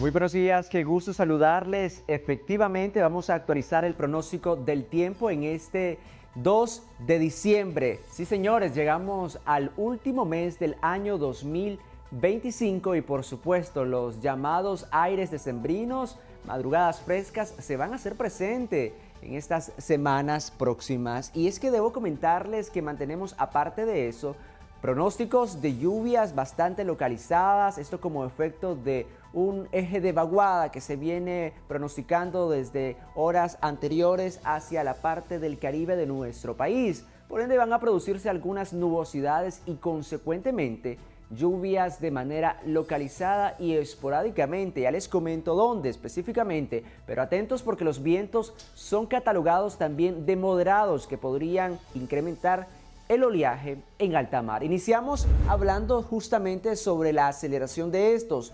Para el Pacífico podría estar de noroeste a este con 10 a 20 kilómetros por hora y los máximos oscilando entre los 30 y los 40. La central por su parte de noroeste a este con 5 a 15 kilómetros por hora y los vientos máximos ocasionales que podrían rondar inclusive los 35. El Caribe por su parte de noroeste a norte con 10 a 20 kilómetros por hora y una velocidad máxima que podría oscilar entre los 30 y los 40. Atentos porque de acuerdo al acercamiento de los frentes fríos muy populares y comunes en esta temporada del año, pues podrían incrementar las olas de hasta arriba de los 2 metros de altura. Nos vamos a hablar ahora sobre los calores. Preste mucha atención porque las altas presiones atmosféricas incidirán en territorio nacional con los siguientes valores. Para el Pacífico entre los 27 y los 35 grados Celsius, bastante calor, pero también dice presente la central con sofocantes temperaturas entre los 24 y los 34.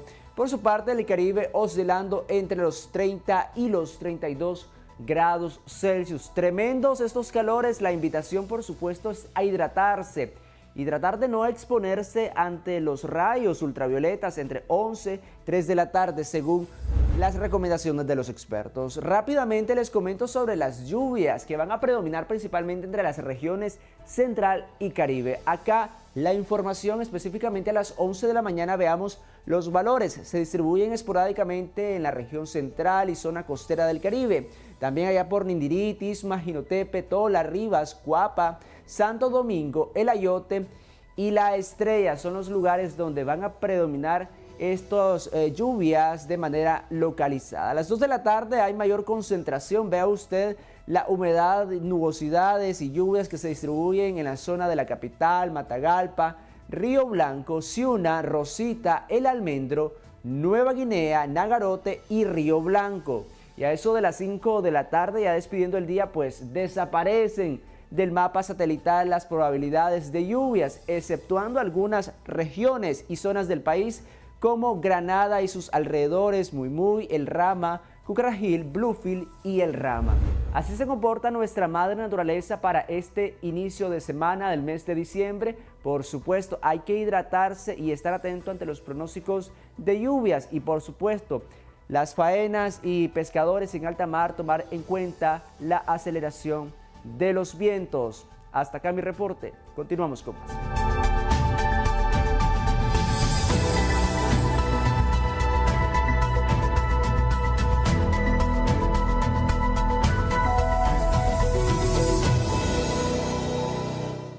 Estimado televidente, continuamos con muchísima más información para el día de hoy. Tenemos detalles importantísimos. Diagnosticar el cáncer y sugerir sus tratamientos será más ágil y eficaz para la comunidad oncológica gracias a una nueva invención basada con inteligencia artificial. Christopher nos comparte en qué consiste el sistema tecnológico.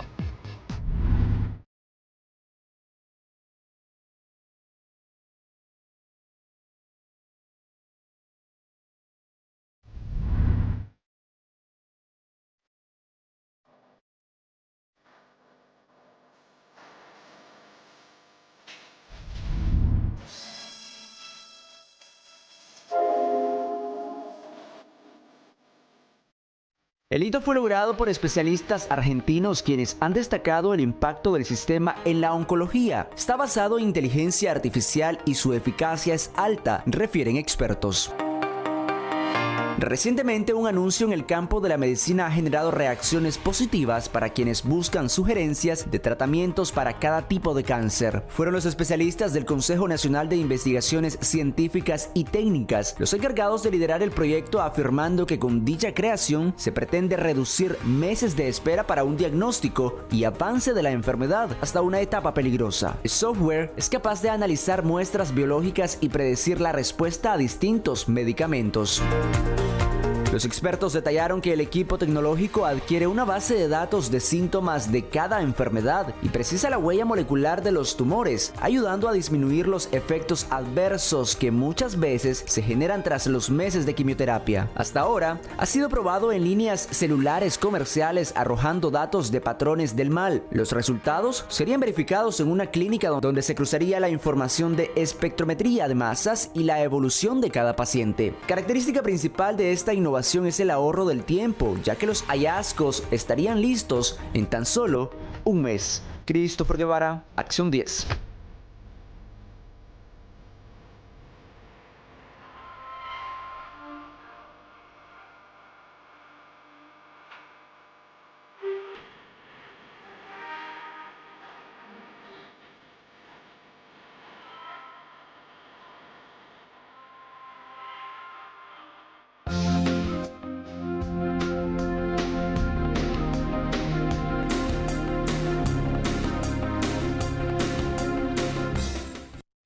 Ya está con nosotros nuestro nutriólogo, el doctor Osmani Altamirano, para conversar sobre la forma de alimentarnos, la malnutrición y la insuficiencia renal. ¿Qué alimentos no se deben consumir en ese momento? ¿Qué cantidad de líquidos se deben consumir?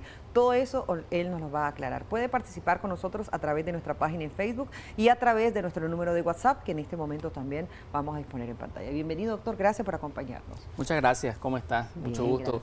Este es uno de los temas súper interesantes que tenemos, porque la insuficiencia renal básicamente va a condicionar mucho la vida de las personas y lo va a hacer a un punto, a un extremo tal de que muchos de ellos van a terminar utilizando o dependiendo de una máquina, ¿verdad? Que son los procesos de hemodiálisis. Probablemente algunos de ustedes que nos están viendo en esta mañana han tenido o tienen familiares que están afectados por la insuficiencia renal.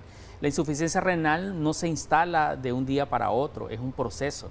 Generalmente nosotros no le damos como el seguimiento adecuado a cómo está funcionando nuestros diferentes órganos.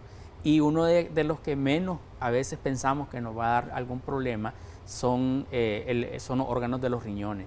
Entonces nosotros tenemos que estar pensando que todas las acciones que tomamos día a día, desde el hecho de que nos levantamos, que nos bañamos, que tomamos nuestros alimentos o hacemos algún tipo de actividad o ejercicio físico, van a impactar a todos los órganos. Y el riñón tiene una importancia muy grande, porque es el que nos está dando la formación de la orina. Por ejemplo, aquí podemos ver de que hay diferentes maneras de cómo podemos evaluar el riñón. Entonces nosotros lo podemos hacer a través de los exámenes generales de orina, a través de las tasas de filtración glomerular, podemos hacerlo a través de la famosa creatinina, que es uno de los, quizás de los exámenes de laboratorio que más se utilizan o que las personas están cada vez más acostumbradas a recibirlo de parte de los médicos que les atienden. Pero tenemos que entender que el riñón es el órgano por excelencia que nos va a ayudar a procesos de excreción. ¿Qué es lo que vamos a excretar aquí? Todos los resultados del metabolismo. Entonces, el metabolismo va a ir produciendo ciertos resultados, ¿verdad? Por ejemplo, la formación de la energía para que nosotros podamos tener nuestras actividades diarias, pero a la vez, cuando uno toma un alimento, lo transforma y usa la energía o usa la proteína, entonces también van a haber actividades de desecho. Algunos van a salir por la S y otros van a salir por la orina. Ustedes pueden ver ahí en esta imagen cómo el sistema de filtración de la sangre hace de que se produzca la orina. Es un proceso bastante complejo y que involucra bastante gasto también de energía de parte de la persona. Entonces ustedes van a ver ahí filtración, reabsorción, secreción, excreción, pero finalmente, ¿qué es lo que el cuerpo quiere? Sacar todas aquellas toxinas o aquellos desechos del metabolismo que no son necesarios. Entonces, una de las vías es la parte de la orina. Ahora, ¿qué sucede con la insuficiencia renal? Este proceso no se va a dar ya de la mejor manera posible o como normalmente se está produciendo. Ahí me quisiera detener un poquito porque hay una pregunta de nuestros amigos. ¿Qué significa con exactitud, nos dice por acá, retención de líquido? Ok, cuando nosotros hablamos de retención de líquido tenemos que ver que el líquido se puede retener de manera intracelular o de manera extracelular. Esa es la primera cosa, es decir, lo primero que tenemos que saber es si está dentro de nuestra célula o está fuera de nuestra célula. Generalmente nosotros vamos a tomar mucho interés en ambos tipos y vamos a hacer exámenes diferenciados para poder entender si los líquidos se están reteniendo dentro de la célula o fuera de la célula. Cuando nosotros hablamos de retención del líquido, uno de los signos, vamos a decirlo así, más fáciles de poder evaluar en las personas es cuando se les están inflamando diferentes extremidades. Y una de las extremidades que más se inflama es los pies. Entonces, pero nosotros decimos los pies, pero en realidad lo que estamos evaluando son los tobillos, ¿verdad? Entonces nosotros lo que hacemos es que ponemos nuestros dedos sin apretar mucho, ¿verdad?, en los tobillos de la persona y evaluamos si esa presión que nosotros estamos ejerciendo, que no debe ser muy fuerte, ¿verdad?, deja una huella. Correcto. Si deja una huella, significa que tenemos una condición que se llama edema. Entonces, el edema es por sí mismo la retención de líquido de manera evidente en el cuerpo de la persona. Entonces nosotros vamos a hablar de que una persona está reteniendo líquido cuando estamos viendo la formación del edema. Ahora, el edema no solamente se produce en los miembros inferiores, se puede producir también en los miembros superiores, a veces en la cara. Ustedes pueden notar tal vez algunas personas, sobre todo las personas que tienen insuficiencia renal, que van a tener bastante rellena la parte periorbital, ¿verdad?, de su cara. Entonces eso nosotros lo vamos a entender también como el proceso de retención de líquido. Correcto, doctor. Cuando iniciamos hablábamos también de esa malnutrición. ¿A qué se refiere con malnutrición y que podía predisponer a una insuficiencia renal? Bueno, lo que sucede, y aquí voy a ser bastante claro, es que a veces tratando de bajar de peso, nosotros tratamos de eliminar algunos alimentos como los carbohidratos y entonces vienen algunas famosas dietas como las dietas keto, por ejemplo, en la que te dicen come toda la carne que vos querrás. Y entonces al comer toda la carne que vos querrás vas a bajar de peso. Y es cierto, miren, les voy a decir algo, son de las dietas que yo he visto que la gente más baja de peso, pero el problema es, tiene dos grandes problemas para mí, pero tiene muchos problemas, pero dos grandes. El primero, no es sostenible. Usted no va a poder estar comiendo carne todo el día, ¿verdad? O productos de origen animal todo el día, es muy caro. Y la segunda es que los efectos a corto plazo usted lo va a ver en la parte de pérdida de peso, pero el efecto a largo plazo es que su riñón, por ejemplo, se puede comenzar a dañar. Entonces, ¿qué es lo que se sugiere en el caso de los pacientes con insuficiencia renal? Que tengamos una dieta equilibrada. Aquí en esta imagen podemos ver que los hidratos de carbono siempre van a ser la primera fuente de energía para el organismo. Entonces, ahí nosotros vamos a tener los carbohidratos simples y los complejos. Lo que nosotros le aconsejamos a los pacientes con insuficiencia renal es que puedan tomar hidratos de carbono complejos y evitar los simples. Eso es una condición, pero no es que vamos a eliminar por completo el carbohidrato. Entonces, esa es una primera condición. La segunda condición de la malnutrición tiene que ver con anemia. Un paciente que tiene insuficiencia renal normalmente está anémico, por lo tanto necesita una buena cantidad de proteína para poder satisfacer esas necesidades. Pero recuerden, todas las recomendaciones nutricionales que nosotros damos a los pacientes con insuficiencia renal están medidas por los exámenes que nosotros enviamos. Por eso algunas veces nos dicen, pero ¿por qué envían tantos exámenes? ¿Verdad? Porque le mandamos a medir el calcio, el potasio, el sodio. Ahorita me hizo una amiga por acá, muy buenos días, salió alta la creatinina en un examen y tengo mucho dolor y decaimiento. ¿Y si nos puede decir de cuánto es la creatinina más o menos para poder saber? Porque mire, la situación con la creatinina es que es un indicador indirecto de la función renal. Entonces, puede ser de que haya una creatinina, le voy a dar un ejemplo, ¿verdad? De 2 a 3. Pero no necesariamente indica que hay insuficiencia renal. Puede ser que haya un proceso de deshidratación. Entonces, nosotros tenemos que estar claros, ¿verdad? Primero, cuál es el valor y cuál es la condición del paciente en ese momento. Ahora, si no hay una deshidratación y tenemos una creatinina de 2 o 3, entonces es ahí donde se hacen las clasificaciones y podemos llegar a los diagnósticos.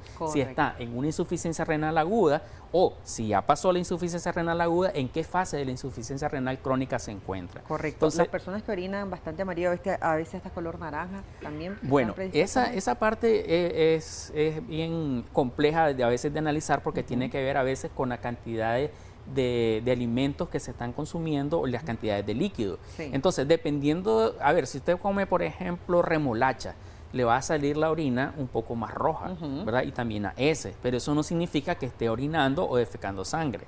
Eso no tiene nada que ver. Ahora, si consume altas cantidades de zanahoria, también puede salirle un poco naranja a su orina. Ahora, si su comida ha sido normal, digamos, y se presentan colores como el color Coca-Cola, que le decimos algunas veces, es un color bastante naranja, entonces tenemos que saber si a lo mejor es la bilirrubina la que se ha subido. Entonces, por eso es que nosotros hacemos el análisis, ¿verdad?, del examen general de orina, pero también de los constituyentes que pueden haber. Entonces, nosotros medimos la bilirrubina, la tasa de filtración, la creatinina y muy específicamente los electrolitos. Correcto. Otra persona nos dice en Facebook, muy buenos días, tengo un familiar que a partir, que luego de dar a luz le dio preeclampsia y descubrieron que uno de sus riñones está pequeño, le recomendaron tomar agua. Las consultas con el nefrólogo, ha visitado varias veces al médico y no le dicen sobre la evaluación de su caso, y también tengo una tía con ese mismo problema en uno de sus riñones, son pequeños, ¿esto se hereda? Bueno, hay algún componente genético, ¿verdad?, en los problemas renales, como en la mayoría de algunos de los problemas de salud. Pero en el caso de que su riñón sea pequeño, eso no es por sí mismo una enfermedad, ¿verdad? Esa es una condición. Entonces, ¿qué es lo que debemos de estar atentos? En evaluar cómo está la funcionalidad de ese riñón. Si ese riñón está funcionando bien, si en general su creatinina, su tasa de filtración está en valores normales, entonces no tenemos ningún problema. Les voy a decir algo muy interesante. Hay bastante porcentaje de población que está viviendo con un solo riñón, ¿verdad? Que son los monorrenales, le llaman. Entonces, ¿por qué? Porque tal vez lo pudieron haber perdido por un proceso de enfermedad, pues a veces son donantes, ¿verdad? Que también llegan al momento de hacer trasplante de su órgano, y ellos viven una vida bastante normal. Lo único que hay que hacer es cuidarse. Cuando hablamos de cuidarse es tener una buena alimentación, buenos hábitos también, ¿verdad? No tomar licor, no fumar, hacer suficiente ejercicio, tomar suficientes líquidos. Ahora, aquí en esta es una lámina muy interesante que está tomada del Instituto Mexicano de Seguridad Social. Habla sobre los mejores alimentos para los que padecen de insuficiencia renal crónica. No me voy a detener mucho en cada uno de ellos, pero quiero que ustedes vean la variedad. Es decir, un paciente con insuficiencia renal crónica es un paciente que también se debe alimentar bien. Y tiene que tener muchas consideraciones acerca de las cantidades de líquido, de proteínas que está consumiendo. Esto que estamos viendo es lo que sí debe consumir. Exactamente, estos son los mejores alimentos, ¿verdad? En nuestra memoria. Esto está en unas normas, ¿verdad? De atención para pacientes renales. Correcto. Entonces, algunas personas dicen, yo no puedo tomar soya porque soy paciente renal, no puedo tomar leche, no puedo consumir fruta. No, ahí uno lo puede ver de que sí se puede. Lo que tenemos que saber es de que debemos de hacerlo con las consideraciones en base a los resultados de nuestros exámenes. Entonces, eso, por ejemplo, una cosa es el banano, ¿verdad? Que es muy común en nuestro país.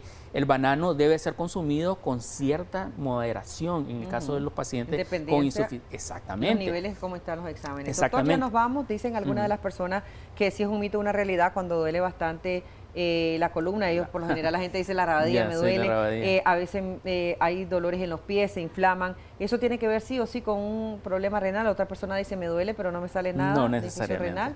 ¿Y qué recomendaciones? Mire, la mayoría de las veces el dolor en espalda baja no es necesariamente un dolor renal, ¿verdad? No tiene nada que ver con eso. A veces tiene que ver con cuestiones musculares o con cuestiones óseas.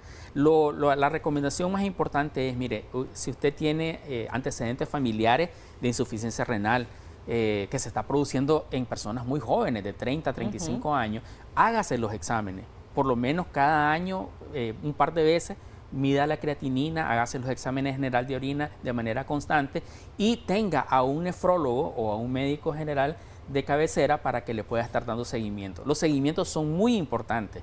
Nosotros hemos perdido esa costumbre buena de tener a una persona que nos vaya dando seguimiento porque va anotando cuáles son los resultados de nuestros exámenes de laboratorio.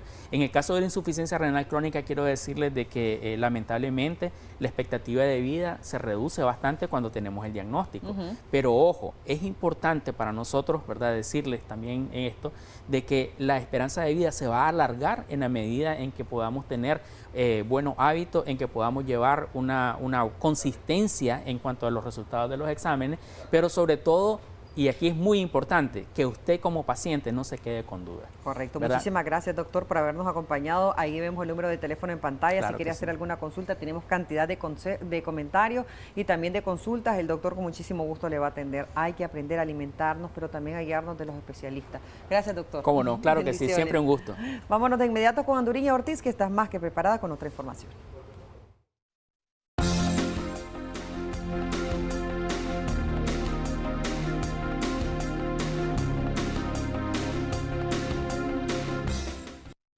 Estadísticamente, en este mes se registra el mayor tráfico comercial en línea. La temporada ha dado pauta a las ofertas, pero también a la inseguridad cibernética. En la siguiente nota, un informático explica qué medidas se deben tener antes de iniciar un proceso de compra en la web. A propósito, que la semana pasada una mujer fue víctima de este tipo de estafas en Tipitapa cuando solicitó un producto. Se le pidió que primero hiciera un pago a través de una cuenta bancaria y sin embargo es hasta el día de hoy y no ha recibido lo solicitado. Veamos más a continuación.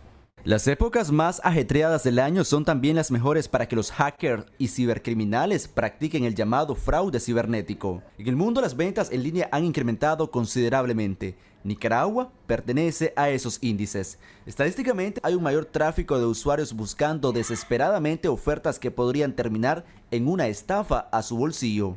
Normalmente las estafas se producen porque las personas envían primeramente el dinero, ¿verdad?, antes de recibir el producto. El ingeniero en sistemas Rodolfo Nicaragua hace hincapié en que se debe tener cuidado al comprar en las diferentes plataformas digitales, pues se han convertido en un escenario perfecto para que los ciberdelincuentes utilicen tácticas irresistibles de descuentos y engañen a los compradores que no toman las debidas precauciones.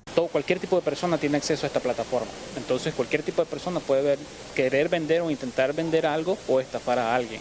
Cuando se disponga a realizar una compra a través de la web, debe tomar en cuenta una serie de consejos para evitar terminar en una página estafadora. Entre ellos, el experto recomienda acceder a enlaces que tengan una barra electrónica certificada. A primera vista no podemos saber si es algo confiable o no.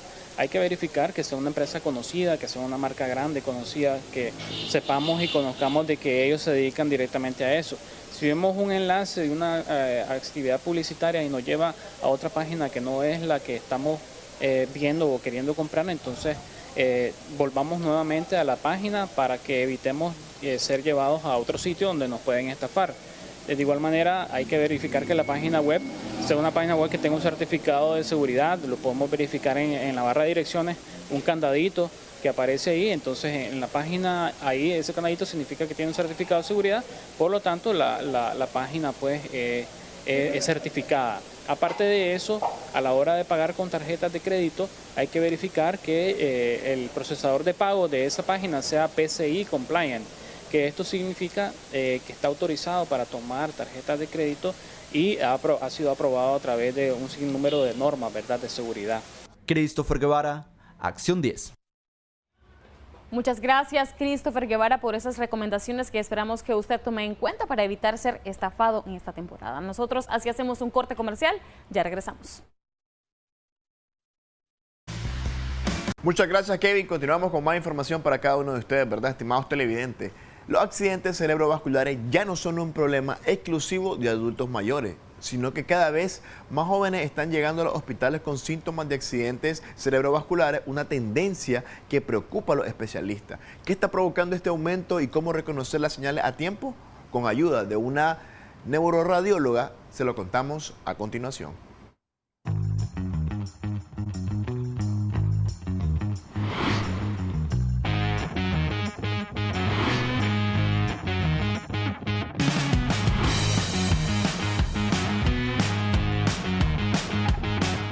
El aumento de casos de accidentes cerebrovasculares en adultos jóvenes fue documentado recientemente por investigadores argentinos, donde analizaron la evolución de los ACV en 38 países durante los últimos 30 años, y se estimó que más de 2 millones de jóvenes sufrieron esos ataques cerebrovasculares al año. Pero, ¿cómo ocurre y cuáles son sus tipos? Una especialista en neuroradiología nos explica. Puede ser de dos tipos, isquémico o hemorrágico. Cuando hablamos de isquemia es falta de oxigenación del cerebro. Entonces cuando no se oxigena el cerebro, entonces como que esa parte del cerebro se muere. Y hemorrágico es cuando una parte del cerebro a nivel cualquier área cerebral sangra. Entonces este es un evento hemorrágico. De un evento isquémico se puede convertir a un hemorrágico. Entonces los dos están combinados, pero prácticamente eso es, son infartos tipo hemorrágico y tipo isquemia. El ACV ocurre cuando un coágulo de sangre bloquea una arteria impidiendo que las células cerebrales reciban oxígeno y nutrientes. Por tal razón, reconocer los síntomas a tiempo es crucial para salvar una vida y minimizar el daño cerebral. Depende del área infartada, va a darte los síntomas. Por lo general se asocia al lado inverso. Si vos te estás infartando del lado derecho, los síntomas van a ser izquierdo. O si te estás infartando del lado izquierdo, los síntomas van a ser derecho. Si es infratentorial, vas a tener problemas visuales, problemas de coordinación del movimiento. Frontal, vas a tener problemas de actitud, desconocimiento de persona, agresividad. Depende del área. Los factores de riesgo también están cambiando. Según la especialista, se debe al aumento de estilos de vida menos saludables en la población más joven. Los factores de riesgo, los principales, la obesidad, presión arterial no controlada, todos podemos ser hipertensos. La presión alta no es que te va a matar, el problema es que no te la controlé. Dislipidemias, la diabetes puede ser otro factor de riesgo. Solo la edad, solo propio de la edad también nos puede causar por ya la fragilidad capilar, la fragilidad arterial. A medida que va pasando la edad nos vamos volviendo más frágiles y simplemente una presión no controlada, el volumen sanguíneo aumenta y te puede dar una ruptura de una arteria o un evento isquémico, una falta de oxigenación del cerebro. Ante cualquiera de los síntomas, la especialista recomienda actuar con rapidez para mejorar el pronóstico. Es chequearse continuamente su estudio de exámenes de rutina anual para valorar cómo está su perfil lipídico, colesterol, triglicéridos, el tipo de alimentación que nosotros consumimos a diario, dejar los malos hábitos, el consumo de sustancias como drogas, cigarro, también pasarse noches o el desvelo es un factor de riesgo para cualquier tipo de patología, y después de eso la obesidad. El incremento de esos casos es un recordatorio de que la prevención y la acción rápida pueden salvar vidas y evitar secuelas permanentes. Además, un llamado a llevar una vida más saludable. Con imágenes de Alderson Morazán, Moisés García, Acción 10.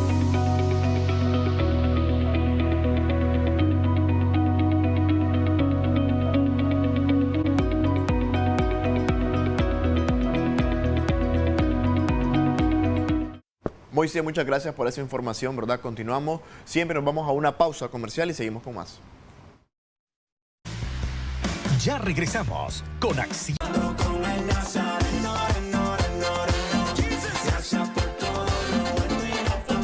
Nuestro calendario de Adviento para el mensaje del día de hoy. Odili y yo vamos a competir hoy en... Ay, ¿qué era cierto? Sí. Okay, vale, pues, piedra, papel. ¿Vos me decís piedra, papel? Tengo esta mano. A ver, pues. Piedra, papel y tijera, 1, 2, 3. Piedra, papel y tijera, 1, 2, 3. ¡Ay, pero mira, te cedo. No, está bien, todo es legal, dale, vamos, hasta que gane. Es legal que yo le ceda. Apúrate. Qué barbaridad. Bueno, pues en el nombre de todos los que nos están viendo ahí, vamos a saber cuál es el mensajito del día de hoy. Buenas, buenas. Miren qué lindo. Buenos días. Bueno. Miren qué lindo. Este es el mensajito. ¿Qué dice? Ay, espérate que primero para que sepan que ya está el mensaje. Ya vieron cómo ¿verdad? habla, ya vieron cómo que habla. todo lo que hagas hoy te haga inmensamente feliz. ¡Ay, qué lindo! Lo voy a repetir. Que todo lo que hagas hoy te haga inmensamente feliz. Memorizarlo, sí. Que todo lo que hagas hoy te haga inmensamente feliz. Y así con la misma felicidad queremos felicitar a alguien especial que el día de ayer ya por fin. Bendito sea Dios. ¿Quién es? ¿Quién es? Es Master, nuestra productora general Samantha. Usted no la reconoce, ¿verdad? Sí, Samantha Torres. Summa cum laude, o sea, excelencia académica. Excelencia académica. Sí. Y espero también tener una fotografía de Odili Sí. Vargas, de Jocelyn y de Christopher, la De mejor todo. de su clase. Exactamente, de la 4ª maestría de marketing digital. Wow, qué inspiración, la verdad. Exacto. Qué inspiración para los que todavía no estudiamos una maestría. Obviamente, yo sé que próximamente los chavalos acá, Jocelyn y también Chris, van a estar ahí en ese lugar igual, y también Odili Vargas. Así que van a ser mi inspiración para yo también tomar una. Nunca es tarde, nunca es tarde para cumplirse meta. Muchachos, mire, Sí. yo que estoy más cerca de ustedes, lo he visto el esfuerzo que hacen los fines de semana por estudiar y los días de semana trabajar, y aparte hacer todas esas tareas que les dejan. Samantha pasó por todo ese proceso, así que la queremos felicitar, la queremos muchísimo. Guapa. Y por supuesto que va a tener su desayuno Sí, ¿verdad? de grabación. Que Dios la perdone, también a ella, ¿verdad? Gracias a Kenia y también a doña Anabel, que estuvieron ahí pendientes de ella. Muchísimo, un saludo grande de Ese todo el sí no se equipo le de va a dar a Canal todo el 10, mundo, de todo su equipo de producción. También un abrazo, Sammy. Te queremos mucho, nos vamos. Dice, Bendiciones. a todos los cumpleaños, hasta mañana. Qué bonita, a ver, vamos a ser feliz.